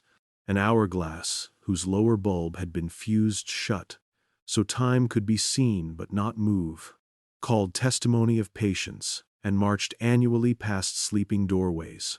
To be clear, they were not selling these illusions to the poor. The poor already know the names of things. These were props for the theater of coherence, brought out when a doctrine needed a friend, or when a quarrel between disciplines threatened to turn public. I felt insulted on behalf of both truth and lies. A good lie at least has the decency to sweat. The forge did not only baptize instruments, it minted saints, not people God tends to that, but the furniture of their memory. A pair of worn sandals that had once belonged to an astronomer with a ruthless calendar were fitted with brass nails arranged in a cross and given to a monastery that needed its boys to walk straighter. A chipped cup that had kept company with arguments dangerous to princes was banded in silver and placed beneath a window where travelers could drink reverence with their water. None of this is criminal, not in the outer courts of the human heart. If the cup teaches a man to be gentle, must we try it for impersonating a miracle? But piece by piece, the room rehearsed a world in which causality wore vestments, and method bowed to procession, and the uncomfortable brilliance of a thinking woman was filed under portable wonder with a chain politely arranged to look like jewelry. "Record," the pale-eyed man told me, and I did because I was good at carrying clean words into dirty rooms. I charted the genealogy of objects as if they were royal. Invention renamed relic, relic employed to discipline a mood, mood trained to become custom, custom promoted to memory, memory fastened to liturgy, until removal would bruise the liturgy's face. I logged where the chains bit deepest and where they lay slack, the way a vet notes where a collar has shaved a dog. I told myself I was keeping score on behalf of future mercy. They let me witness a canonization of use, a device that plotted the sky with the insolent precision of a thief stealing secrets from the horizon before morning could declare them public, had been disguised as a star map copied from memory by a devout sailor. A bishop arrived, followed by a tailor and a boy with a broom. The bishop laid a hand on the instrument and offered a short prayer not to God but to compliance. The tailor fitted a velvet cover that left a narrow window shaped like a monstrance so the public would kneel before calibration, and the boy swept until the floor gave consent. "Blessed be the hand that guides the eye." The choir sang softly, and the rods of the hearth glowed as if pleased to hold the heat for such an industry. I am making this sound theatrical. It was domestic. The forge is a kitchen where history is kept from sticking to the pan. The recipes are old and have been copied so many times the ink has forgotten why it is black. Once, the smith loosened her jaw with a yawn that showed a tooth chipped by honesty. "We're janitors," she said, wiping bright filings into a respectful little hill. "People think we build altars, we mop." She flicked a glance at my collarbone where the old white of priesthood still clung in the imagination of others. "You mop too, up there." What I hated most was the kindness. A stack of letters waited on a bench, tied with red thread the color of scabbed knees. They were addressed in a variety of hands to the Custodes Memoriam, the Keepers of Memory, a title so accurate it felt like blasphemy. The writers asked for small adjustments. Could a feast be moved one day so a harvest would not ripen under a sermon? Could a processional route be lengthened by 15 minutes, so a widow's house would fall within the shade of a banner? Could a relic's visit coincide with a surgeon's anxiety? They wrote, as people write to the weather, with humility, with superstition, with the knowledge that weather ignores letters. The Custodes answered. Gentle splices were made. Bells learned to kneel. I copied the exchanges into my ledger and wanted to set fire to my neat letters. How did this become governance rather than grace? Slowly, the difference between a held door and a locked one can be a matter of habit. A council needed to vote without a comet, distracting the devout. Move the comet with candles and a pamphlet about clouds. A painter insisted on signing a canvas with his own name, give his signature to a procession until it was a path, then tell him the path is the point.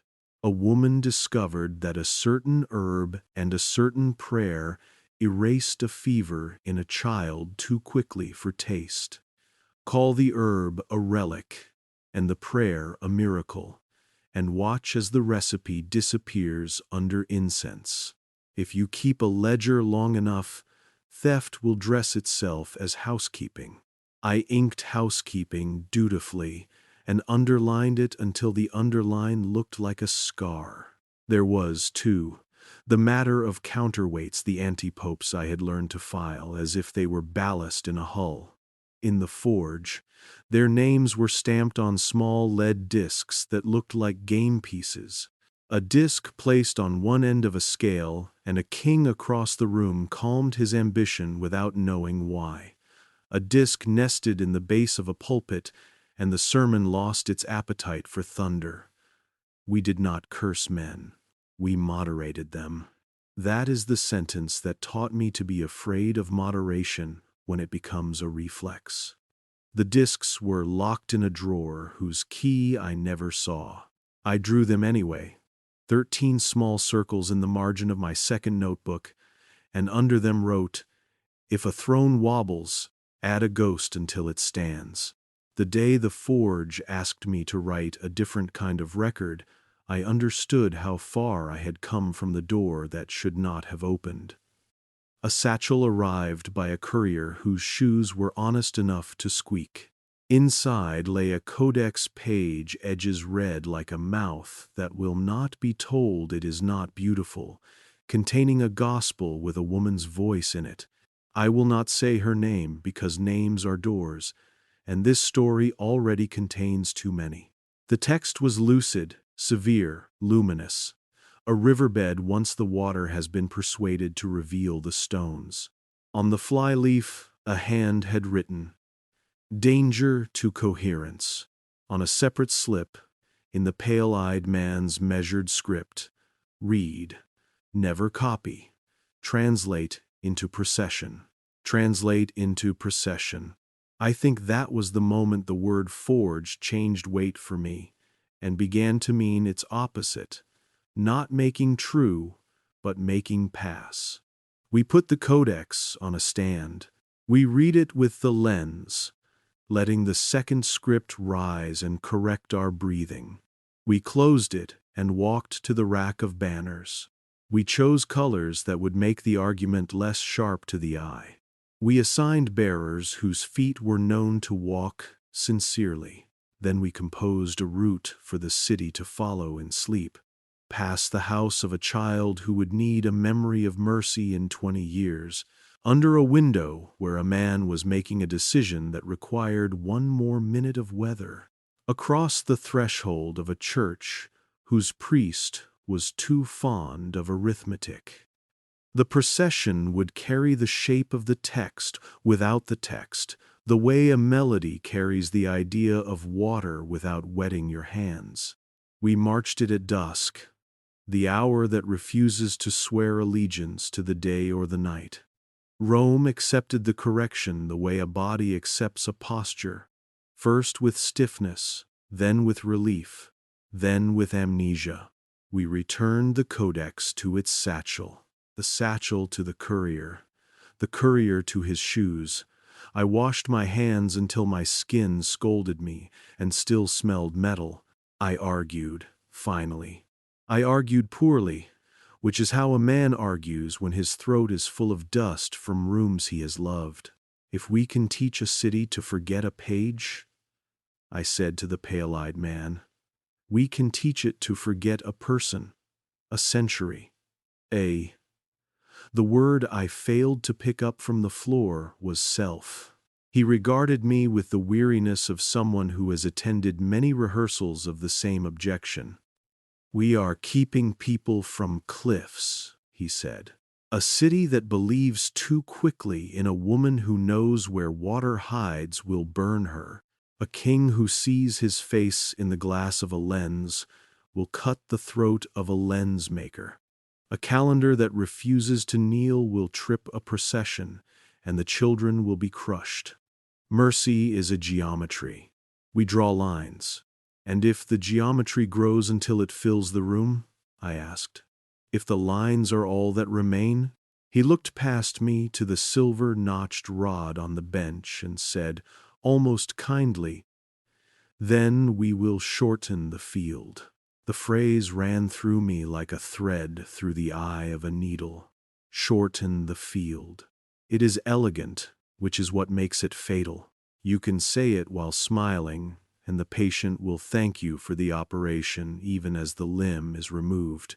That night I dreamed I was lying on grass at the edge of a meadow, and the meadow decided to come closer so I would not have to rise to meet it. I woke with damp on my palms, that could have been sweat or dew or the forge's breath lingering in my skin. I could not tell. The edits to the Book of the World continued. A statue with a face too familiar to the living had its nose softened by a file so the public would stop recognizing a cousin in it and start recognizing an ideal. A hymn that healed too quickly had a verse added that required patience before it allowed flight. A map was taught to place a chapel 1 hill farther west so the pilgrimage would take an hour long enough to rescue a man from making a ruinous wager. None of these are crimes in the court's earth runs by. In our court, they were routine. I wrote them down with the care of a man making a garden from stone. The indices of removal learned my hand so intimately that one afternoon a drawer slid out before I touched it and offered me a card already titled, "Memory Persuaded to Sleep." I felt the creep, then the word people use for ivy, when it has learned the vocabulary of a house. The pact was not only a practice, it was a vine. It had found purchase in liturgy and law, and the forge's innocent habit of mending. It climbed by kindness and by fear. It shadowed windows and cooled rooms and made photographs look more composed. And under its shade, whole corners of the book grew damp and stopped pleading to be read. I took the lens one last time and held it over my own notes. The second script rose under my handwriting. If you can reconcile, you can rearrange.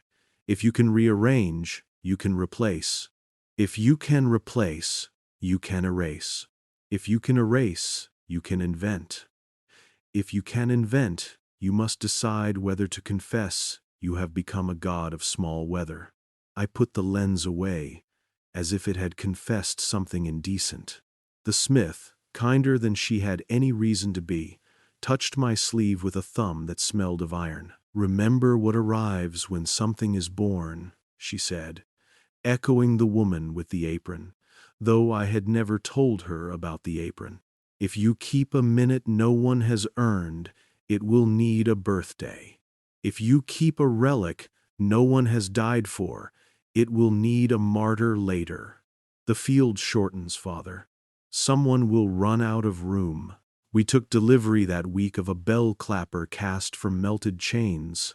The symbolism was accident or pride, I cannot say. The clapper's weight felt like a verdict. Fitted to the smallest of the tower's throats, it made a sound like a coin making up its mind. I climbed with the ringers and watched the city try on the new timber, as one tries on a coat in a mirror, turning left and right to see how it catches light. I wanted to love the sound. I almost did. It struck 12 with a sincerity that made me wish sincerity were enough. In the pause after 12, the old practice gathered itself. Hands held. The 13th did not strike, but a breeze moved through the belfry, a legal wind, permitted by architecture, and I heard the dream of a strike, the way a mouth forms a word before deciding not to offend. We were well prepared. Preparation is the most addictive sacrament. I walked home through streets, practicing forgetfulness like scales. A child traced crescents in spilled flour on a bakery counter. A poster for a play had 7 small moons inked faintly into its border, a designer's whim 10 cities will copy without knowing why. In a doorway, a boy counted to 12 and stopped, proud, waiting for praise that did not come because his mother had learned to hold her breath politely. The river pressed itself into the memory of its bed, as if relieved to be allowed to do nothing nobler than arrive. That night the pale-eyed man handed me a folded cloth that contained a calendar page of hammered silver, smaller than a hand. "Carry it," he said. "Do not ask. You will know when to return it." I tucked it into the inner pocket of my coat, where priests once hide the confidence of the penitent. In the dark of my cell it warmed slightly, or perhaps it raised the temperature of my conscience, and I mistook the direction. I slept like a man who has learned the words to a hymn and cannot stop humming. In the morning, I stood at the window counting swallows and timed their turns against a clock no one had mounted on the wall. What remains to confess before the night of the pact arrives is simple. I became good at this. Competence is a narcotic. I could tell when a procession needed one more corner to turn, so a speech would arrive breathless and gentler. I could feel when a painting required an extra half-hour of light, so the varnish would cure in the face of a king ready to be persuaded by gloss. I carried the silver page to the forge and back and once to a sick room, where a man who had counted his years carefully needed one more minute to say a name. I stood in the doorway like a hinge, while his breath found a second wind he did not own. I do not know if the name he said was the right one. I only know he said one, the page cooled, the room did too. I wrote this in my second notebook and hid it under the third pew where dust keeps its appointments. We are editing the book of the world in the margins until the margins become a second book that the first depends on to make sense. When we bind them together, the seam will look like mercy. I closed the notebook and listened. Somewhere in the city a bell practiced not ringing. Somewhere in the forge, a lens practiced telling the truth in a kinder voice. Somewhere in the archives a map practiced agreeing with its enemy. Somewhere in me a door rehung itself on new hinges and waited. You are tired. Good. The story has learned your breathing. When you wake, I will take you into the chapel whose ceiling refuses to reflect light, where the wheel of stars will be turned by hands that call themselves shadows, and the 13th will be rehearsed one last time before it is allowed to arrive. Bring with you the smell of iron and the feeling of a field that has kindly come closer, so you will not have to rise. We will need both to recognize what it costs a city to sleep peacefully through the birth of a minute that no one has earned. The night arrived with no heraldry but clean air. Rome sometimes washes herself after sunset, as if rinsing flour from her hands before kneading dawn. I knew it by the way the stars stood up straighter, and by the politeness of footsteps in alleys that usually practiced impatience. In the tower, the ropes hung in a prim line like well-behaved children at confession. In the forge, the hearth had been banked into a red thought. In the archives beneath, the chains lay with the attentive slack of leashed dogs that know a leash is still a sentence. I dressed as if for an old appointment, collarless, coat light enough to remember that I once had shoulders the church could balance things on. The silver page, smaller than my hand but heavy as a decision, warmed my inner pocket as if a small animal had learned to sleep there. The pale-eyed man met me at the staircase, with a nod that pretended to be casual. Casualty wears that nod when it wishes to pass as custom. We walked down, not quickly, not slowly, like men who know their part in a play and respect the set. The chapel had no ceiling, because it was not meant to be looked at, only breathed. Black had been painted where a dome should curve, black less like pigment than like velvet that absorbs applause, and the candles along the walls were lit in a sequence that taught the room to inhale. 13 candlesticks stood on the altar in a patient row. 12 bore flames. One held only the smell of previous fire, the way a shirt holds yesterday's sweat. There were perhaps 30 of us, scholars, bellmen, custodians, a woman whose apron had acquired the dignity of a vestment. The smith with wrists like columns, a blind man whose face knew the sound of wood. If the 7 shadows were present, they stood in the old way shadows stand, not behind us, not beside, but as the habit of the space, the way a room remembers being a different room and politely does not intrude. I carried the silver page forward, as one carries a child that has not yet earned a name. When I placed it on the lectern shaped like a calendar, its 13 notches answered with a temperature that meant, I am ready to be rehearsed into arrival. The pale-eyed man did the small work that makes ceremonies possible, clearing his throat, looking neither proud nor afraid, arranging his hands so that they told the room he would not be clapping. He read the roll, not of dignitaries, but of mercies.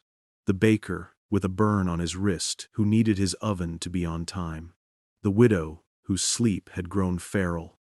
The night watchman, whose heart preferred an honest tempo. The midwife with 7 calluses and a rumor of twins. A prisoner who counted hope in lamplight. Ceremony, to be tolerable, must name faces. Then the star names were spoken, not chanted, not shouted. Placed like coins on felt. Alhina, Aldebaran, Regulus, Spica, Antares, Fomelhaut, Deneb. The ring closed quietly, as a good sentence closes, with only enough sound to teach the ear it has finished. I felt the small weight that accompanies grammar. The body says yes when syntax makes sense. The blind man smiled at the air. We did what we had done in rehearsal. Hands found ropes in the tower above us that were presently being held by boys who had learned the courtesy of breath. We did not add an hour. We practiced its possibility until the city behaved, as if it had already been welcomed. The 13 candle did not flame. It warmed. The room changed temperature by a degree, and memory, never precise, accepted the shift as hospitality. And then the part I had not been told to expect arrived without sound. Silence nested inside. Silence the way a second yolk floats inside an egg. Excessive, unnecessary, too perfect to be an accident. I felt it at the base of my skull, where the day writes its marginalia. A notch moved not on the silver page, but in the habit of the rooms, in the city's posture, in the hinge between midnight and morning. The 13th's absence acquired contour. Absence learned the trick of standing where a presence could reasonably be expected. We had rehearsed not ringing so thoroughly that not ringing began to sound like something. The bell tower breathed. The boys did what their hands had been taught. 12 strikes fell like clean coins. Into a bowl, the pause after 12 presented itself. The practiced lungs held. In that pause, a second pause leaned in, as one friend leans into another's photograph and is caught in the corner smiling. No sound, no sin. But the city's breath did an extra thing. Up in windows, women turned in the same second as if a thread had been tugged. A dog declined to finish a bark. A thread of incense in a chapel elsewhere decided not to collapse. The baker at his oven glanced at his burn and remembered a name he had not said since he was an altar boy. The river beneath bridges did not hurry, but its edge lapped as if water had briefly remembered being a different element altogether. I am trying to confess cleanly. It is hard to confess an event the instrument panel would call uneventful. The 13th did not ring. The 13th learned to be present. At the lectern, the pale-eyed man placed his palm on the silver page in the way healers place hands on a fever, measuring, not yet commanding. He looked older. The smith did not look at him. She watched the air above the page as one watches a wet blade for the shiver that means the edge is ready. The woman with the apron glanced at me with that weary kindness she reserved for children and priests. "It's crowning," she whispered. "Do not name it." I did not fully understand, and understanding is sometimes the last obstacle to obedience. We had agreed, long ago and often, to borrow what could be returned. Tonight the city made a small gift, perhaps to thank us for the rehearsals, perhaps to see whether gratitude could be made into a habit. A minute arrived that had not paid for its bread. It stood shyly behind the 12 like a cousin at a family portrait, hoping someone would say, "Yes, you belong." The boys in the tower felt it as a slackness in rope, the way a body feels the absence of a weight it has carried so long the arms argue with air. The blind man stepped exactly half a step back and tilted his head toward the candlestick that was not lit. He smiled as one smiles at a child who chooses not to cry. "Return it," I said, an instinct like flinching before heat. The pale-eyed man did not answer immediately because he was listening, which is what authority does when it does not wish to be accused of certainty. He lifted his hand from the silver. The room obeyed, I should say. It tried. The minute, no thicker than a breath, no taller than a thought, had learned the trick of being wanted. The city, which had slept through experiments without fuss, held on. Not greedily. Cities are not greedy. They are cumulative. Gratitude had accumulated into keep. The 13th's unsound bowed briefly, as one bows before a relic at shoulder height. If sound had a skin, this is where I would write it, goose-fleshed. In the tower, the boy's hands trembled, but did not close. The rope answered to nothing.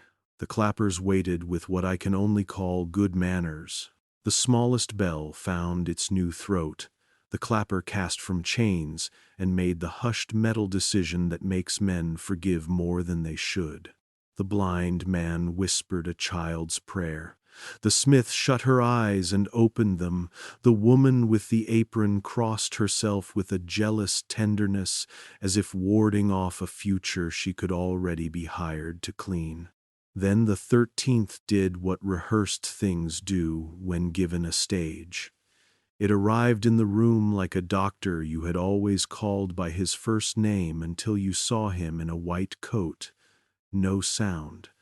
An arrival. My mouth filled with iron. I waited for triumph, or shame, or fear. Something simpler came. I felt Rome flex the way a book flexes when a dog ear is smoothed, a relief that arrives too late to count as innocence. What changes when a minute appears? Everything that can afford to pretend it was always there. A procession one neighborhood away found itself with just enough room to avoid a stone that had caused stumbles for 40 years. A quarrel in a boarding house softened by half a word. A child, light as good bread, slept an extra breath and did not wake to cry for water. In a sick room, the man who had counted his life in careful slices said a name he had not remembered to say for 2 decades. Across a century none of us would live to see. A train eased into a station, as if the station had finally learned its exact width. Cities like to be precise when it costs them nothing. Tonight, it cost.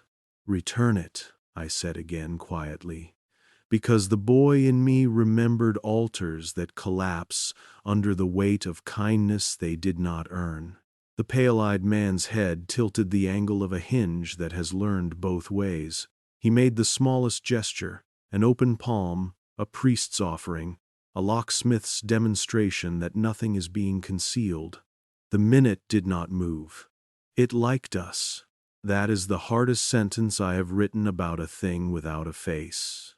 In a vacuum of gods, Affection is as close to worship as a city allows itself. We had rehearsed an appetite. The appetite had applauded. I think of the river when I am tempted by metaphors with teeth. The river held its patience.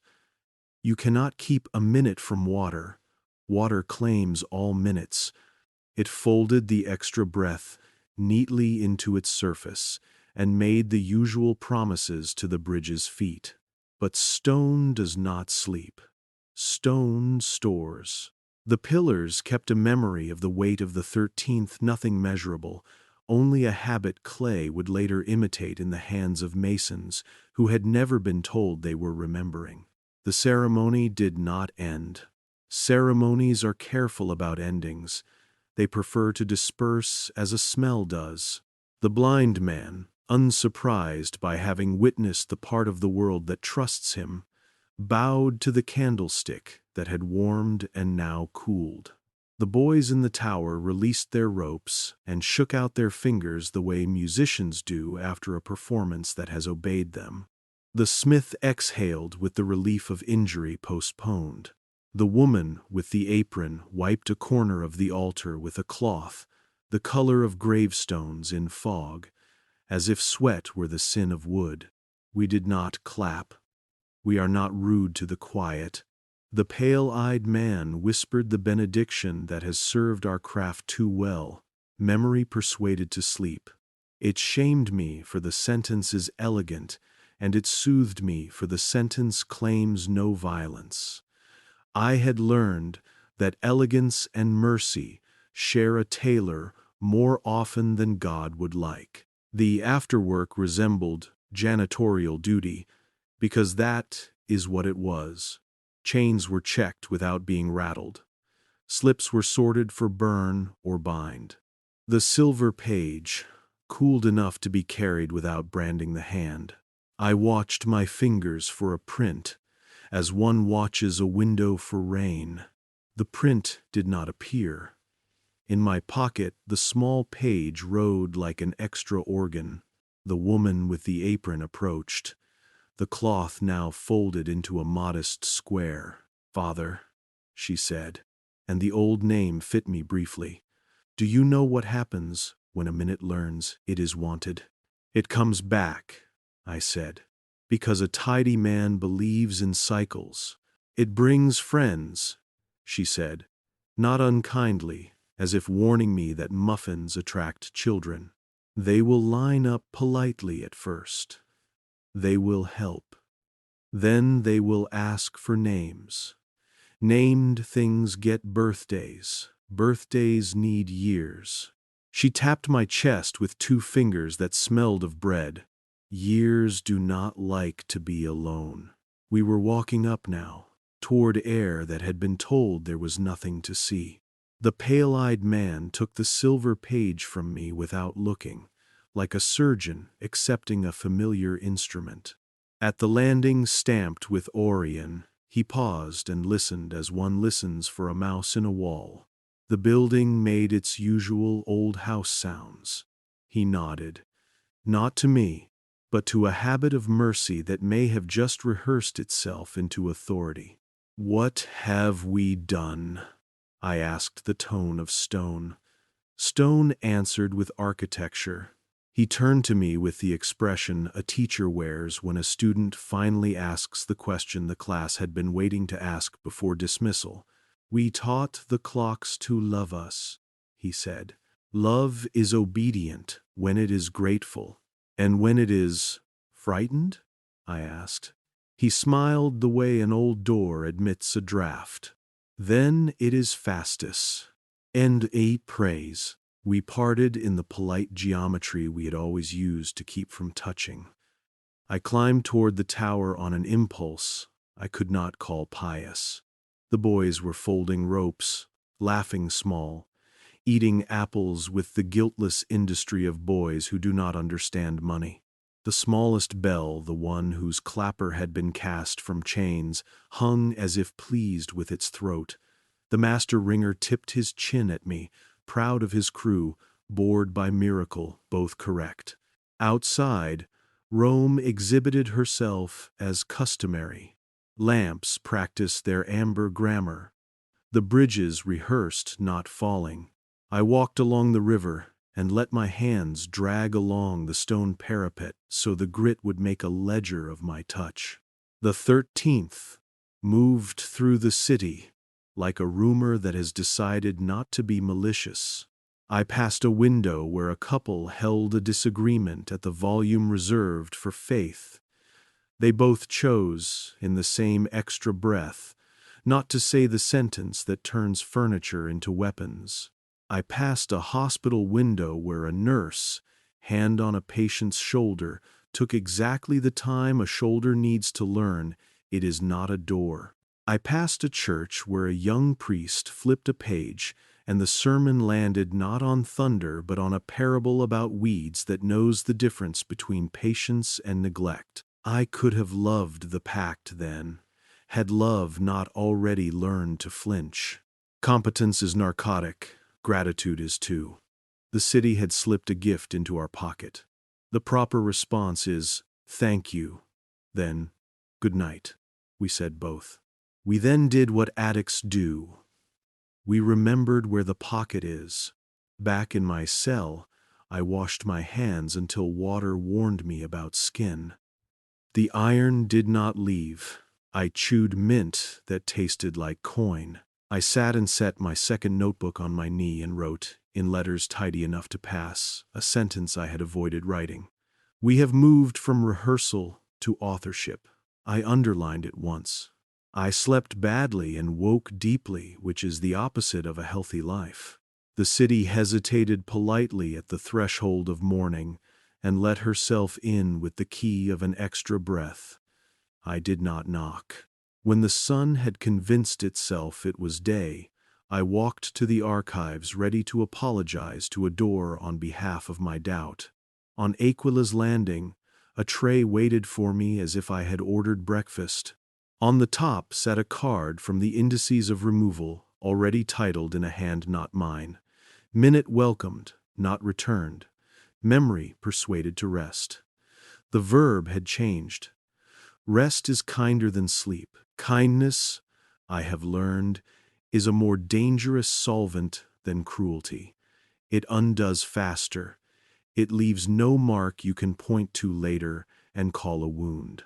The pale-eyed man read my face with professional accuracy.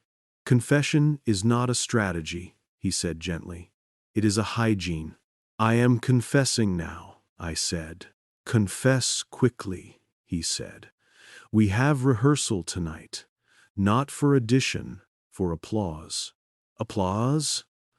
I tasted the word as if it were a fruit out of season. He shrugged a hinge shrug. The city will want to thank us again. It must be taught to do so silently. He meant we must teach Rome to accept charity without making a scene. He meant the 13th must learn to leave no fingerprints. He meant the pact would become not a miracle, not a theft, but a habit. And habits, once comfortable, sit on thrones. That evening, as lamps rehearsed their little amber eloquences, as ovens exhaled, as prayers chose their volume, I walked the circumference of my obedience and found it surprisingly round. I could continue, catalogue, reconcile, rehearse, persuade, rest, or I could break something small enough to teach my hands the grammar of refusal. I went to the step outside the archives, where pilgrims rest their bones, and broke the small, cold key that opened the door that should never have opened. It snapped with the sound of a coin reconsidering who owns it. I let the halves fall into the crack between stones, where only water certifies its theology. The gesture was ceremonial, which embarrassed me. I prefer doors to arguments. I am telling you this because tomorrow you will hear me in a different voice. Confession is not enough. After a century carrying the silence of a building that taught its clocks to love us, I would unseal what I could. The 13th will not forgive me. The city may. I will ask it to. I will tell you to. For now, take one slow breath and hold it at the top as the boys do in the tower. Release it without ringing. Feel how the space after 12 accommodates your patience. That is where the 13th waits to be named. That is where I waited, and where I learned that mercy unconfessed becomes policy. Policy unrebutted becomes weather, and weather unchallenged writes scripture in the sleep of cities. The night of the Silver Pact ended with the sound of doors being locked politely. The day began with windows deciding to open as if they had always intended to. Between those, there is a hinge. I stood at that hinge and listened for breathing. I heard the city, obedient and grateful, practicing the extra kindness she had been taught to accept without question. And I heard, beneath that, the sound of a field being shortened for my convenience. I could not clap. My hands were already opening, thinking morning did not so much arrive as present a receipt. Rome opened her shutters with the clean confidence of someone who slept well and had decided to remember only the parts that flattered her. I walked the length of the river and listened for the seam where gratitude ends and habit begins. It sounded like the difference between a thank you and a reflex, small, efficient, dangerous. The boys in the tower would be polishing rope with rag and chalk. The smith would be convincing iron to behave. The woman with the apron would be tying a cloth around mercy so it would not drip on the floor. And under it all, between 12 and the first business of day, the city kept the shape of an extra breath warm. A confession is a skeleton key until it isn't. I had turned mine in every lock I could find. Forgive me, Father, for I have filed. Forgive me. I have reconciled into erasure. Forgive me. I have rehearsed obedience until silence learned to speak, only to discover the rooms had been fitted with new hinges. I broke the key that opened the door that should never have opened, and the building continued to breathe as if the lock had never required metal in the first place. It had learned us. We had learned it. The pact no longer needed a door. I wrote one sentence on a slip of paper and put it in my pocket with a dozen other sentences that had burned holes in cloth. If you cannot return what you borrow, you should name it and learn to raise it in daylight. The woman with the apron had given me the grammar. The child we had midwifed minute, then minutes, then the posture of a year stretching gently to make room for a prophecy or a procession would keep arriving. We had a duty to register births. I started with small baptisms. Outside a bakery where the flour dust draws crescents in the air, when the morning light enters at the right angle, I asked the baker what time his burn had healed enough not to sting. He laughed at the oddity of the question, then said, "When the bells hesitated last night." He did not frown at his own certainty. He wrote the hour in a pencil smudge on the doorframe. 0 plus breath. At a hospital window, a nurse with the patient hands of people who have made peace with limits wrote in her pocket log, without shame, one extra listening between midnight and morning, returned by dawn. A tram operator noted an arrival he could not account for and drew a small star next to the minute instead of a circle. I collected these, not to prove a thesis, but to build a register. Names, faces, times, the modest courage of people who will write down what does not yet have the decency to be ordinary. Down below, the indices of removal had begun to include a sister cabinet. Indices of return. The first drawer was shallow and tentative, as first drawers are. A widow's quarter hour replaced intact, with thanks from a tower that had decided to be honest. A bell whose clapper had been cast from chains asked for a season off and was given one. A smaller bell learned to carry the dignity without becoming theatrical. A child used a minute to learn the word apology without being told it was a spell. The clerk who created the new cabinet had small, stubborn handwriting. I recognized the hand as if it had been practicing in my own. The pale-eyed man watched me with an interest that had outlived both affection and suspicion. "You are inventing a new sacrament," he said, almost kindly. "Baptism by acknowledgement. And you are presiding at confirmations for ghosts," I said, not unkindly. He did not argue. "If the city is to keep a gift," he said, "it must learn to own it. Ownership requires liturgy. Then let the liturgy be daylight." I held up the register I had begun in the pockets of strangers. It looked like a book a child would carry to school, the spine repaired with tape, the margins crowded with notes written by hands that could not agree on size. Let the bells thank the breath. Let maps declare their arguments in public. Let a procession publish the corner it needs. He tilted his head the way a hinge tilts when it is considering whether to sing or to move silently. "Publication is a kind of violence," he said gently. "It embarrasses mercy." "No," I said, and I surprised us both by not flinching from the word. "Publication embarrasses control." The room did not punish me. The forge did not cough out sparks in disapproval. The archive did not drop a chain with theatrical clatter to warn me about pride. Habit is the easiest god to offend and the hardest to anger. It prefers you remain useful.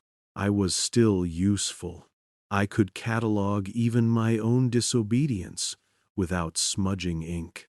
That afternoon I visited the chapel with the black ceiling, the room that receives night rather than painting it, and sat on the third pew where dust keeps its appointments with condemned saints. I slid from under the board the fattened envelope of my second notebook and the slips I had chained instead of burned. I would read them in my own voice and decide whether the person who had written them deserved the mercy of a signature. The lamb stumbles. Shorten the field. When the clocks are obedient, the people dream soundly. If science must breathe, call it liturgy. They were excellent sentences, engineered to be right even when they were wrong if you stood at the correct angle. I copied each onto new paper and added a face next to it. The child, the baker, the nurse, the blind man, the woman with the apron, the boy with an elbow for a voice, the smith with wrists like columns, the priest I had once been, and the locksmith I had accidentally become. A good sentence without a face is a blade. A sentence with a face is a promise to return the blade to its sheath before you eat. I left the envelope on the pew. I am not a hero. I did not nail it to a door. I placed it where knees go, where decisions are bent into shape by posture. The blind man found it later. He told me so in a voice that left fingerprints on my ear. "You sorted the questions," he said. "Now ask them out loud. How do you ask a city a question? With bells, of course. With maps that refuse to agree quietly. With processions that turn one more corner in daylight so everyone can see who waits under the eave. With receipts. The humble glory of writing down what happened. I walked to the belfry with an apple in my pocket for the smallest boy, because kindness is better than strategy when you are founding a rebellion of attention. The master ringer listened, without losing patience, to the absurdity of what I proposed. "A strike that is not a strike," he said, amused, "in which we thank the breath by refusing to ring in secret." He looked at the rope and then at me, and shrugged with a practicality that cities trust. We can teach the pause to bow in public. We rehearsed. Practice is an honest magic. The boys held their hands a breath longer while the neighborhood listened on purpose. 12 strikes, a pause, and then a not strike offered like a hand across a table. The pause became visible, as a held door becomes noticeable when the person it is held for makes eye contact and says, "After you." I watched faces in windows change expression, not because a miracle had occurred, but because courtesy had introduced itself as something that belonged to them too. The 13th did not ring. The 13th received a nod. That was enough to begin. In the forge, the smith moved the clapper cast from chains to a corner and covered it with a cloth. "Rest," she told it, as if blessing a tool were different from blessing a man. She fit the smallest bell with a simple, honest clapper that sounded like kitchens and shoes. "Let obedience be plain," she said. "Plain things are harder to worship." And the distrait. We drafted a letter, no seal, no Latin, no signature, addressed not to the custodes memoriam, but to anyone within earshot of fear. It was a catechism of daylight. When the bells pause, breathe with them. That is yours, not ours. If a map refuses to agree, hang both on the wall. Walk the argument. Notice who benefits. Do not call a tool a relic, unless the act of naming feeds a neighbor. If it only feeds authority, call it by its use. Write receipts for what you keep. If you cannot return a minute, record whom it saved, and ask who will pay interest. Never shorten the field for convenience if a child will learn that running is a sin. We left stacks of the letter where paper multiplies, next to the candles people buy to make sadness behave, at the tram stops where minutes matter because work is a leash, in cafes where the sound of cups is a calendar. Not a proclamation, a reminder that breath is not contraband. The pale-eyed man did not forbid it. You must understand this about power refined by centuries. It does not panic. Panic is noisy and instructive. He let me do the small treasons and watched to see if the city would grow fever or immunity. "You have made a mirror," he said at last, not displeased. "We will see whether people prefer it to paintings. Bren his self be. Bren his send." He invited me to the archives at an hour that did not exist on the public schedule, a courtesy that had become an insult. I went. In Sub Bibliotheca, the chains lay with their trained patience. He gestured to a lectern and a codex I knew too well, woman's voice, lucid and dangerous, waited beneath an honest cloth. "Translate into procession?" I asked, the old anger rising like a rash.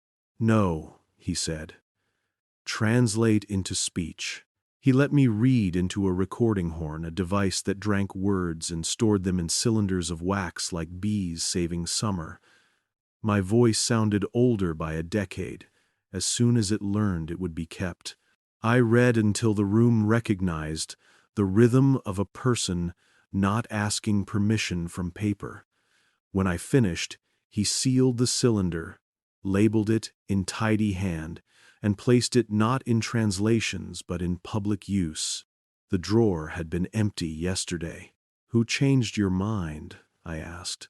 He considered the copper band over the forge hearth where the maxim breathes. "No one," he said. "Clocks are obedient to gratitude until gratitude becomes fear. This morning I heard fear in the applause." He did not smile. "We moderate. That includes ourselves." I believed him and did not. Institutions are the last to recognize the weather they make. But for a moment, the building's lungs felt capable of honesty.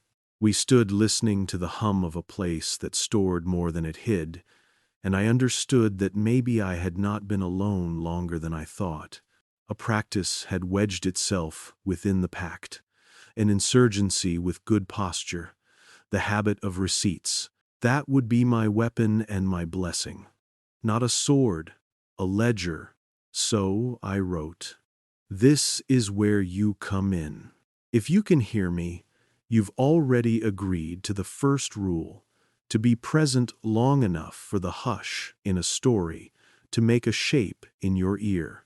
You have a calendar on a wall, a clock on a stove, a phone that tells you when to sleep, a recollection of a door you never opened, a drawer where you put instructions you intend to read later. Take this. Gently, write down the moments that do not fit. A train that arrives when it should not. A sentence you did not say that still repaired a quarrel. A breath that gave back a name you thought you'd mislaid. Do not embroider. Receipts hate adjectives. When bells pause anywhere, city, village, app, breathe with them and count. If you reach 12 and feel the air asking you to be gracious, nod as if someone had just held a door. Make the courtesy public. That nod is a civic act. If a map of history, of doctrine, of your own life refuses to agree across editions, hang both versions on the wall of your mind. Walk each route with both feet. Notice where the shortened field saves you effort and costs someone else a childhood. Teach what you notice without humiliation. Call tools by their names. If a lens shows truth, let it. If a relic is metal that remembers being useful, bless it for its use. If a miracle is a nurse taking one breath longer on a shoulder, write that down and call it what it is. Skill with tenderness. Refuse secret applause. Gratitude belongs in daylight. If someone asks you to clap in silence for a gift you are not allowed to name, you are being recruited into weather. Say thank you out loud. If they wince, you have found a hinge. I walked the city and practiced being obvious. It is harder than being brave. In a square where pigeons adjudicate crumbs like magistrates, I stood and told a small crowd, tourists, a grandmother, a boy with a tourist's camera, that Rome had learned to hold her breath for one extra kindness each night, and that the habit had grown teeth. No one laughed. The grandmother nodded, as if she had always known. The boy took a photograph of nothing and felt it click. The tourists looked at their watches and discovered, with relief, that late and right can live in the same minute. We all went on with our day, which is where revolutions either die or begin to survive. At dusk, I returned to the chapel and found the blind man sitting with the patience of water. I told him what I had done. Good, he said. Now leave the door open when you go. That is not a metaphor? I asked.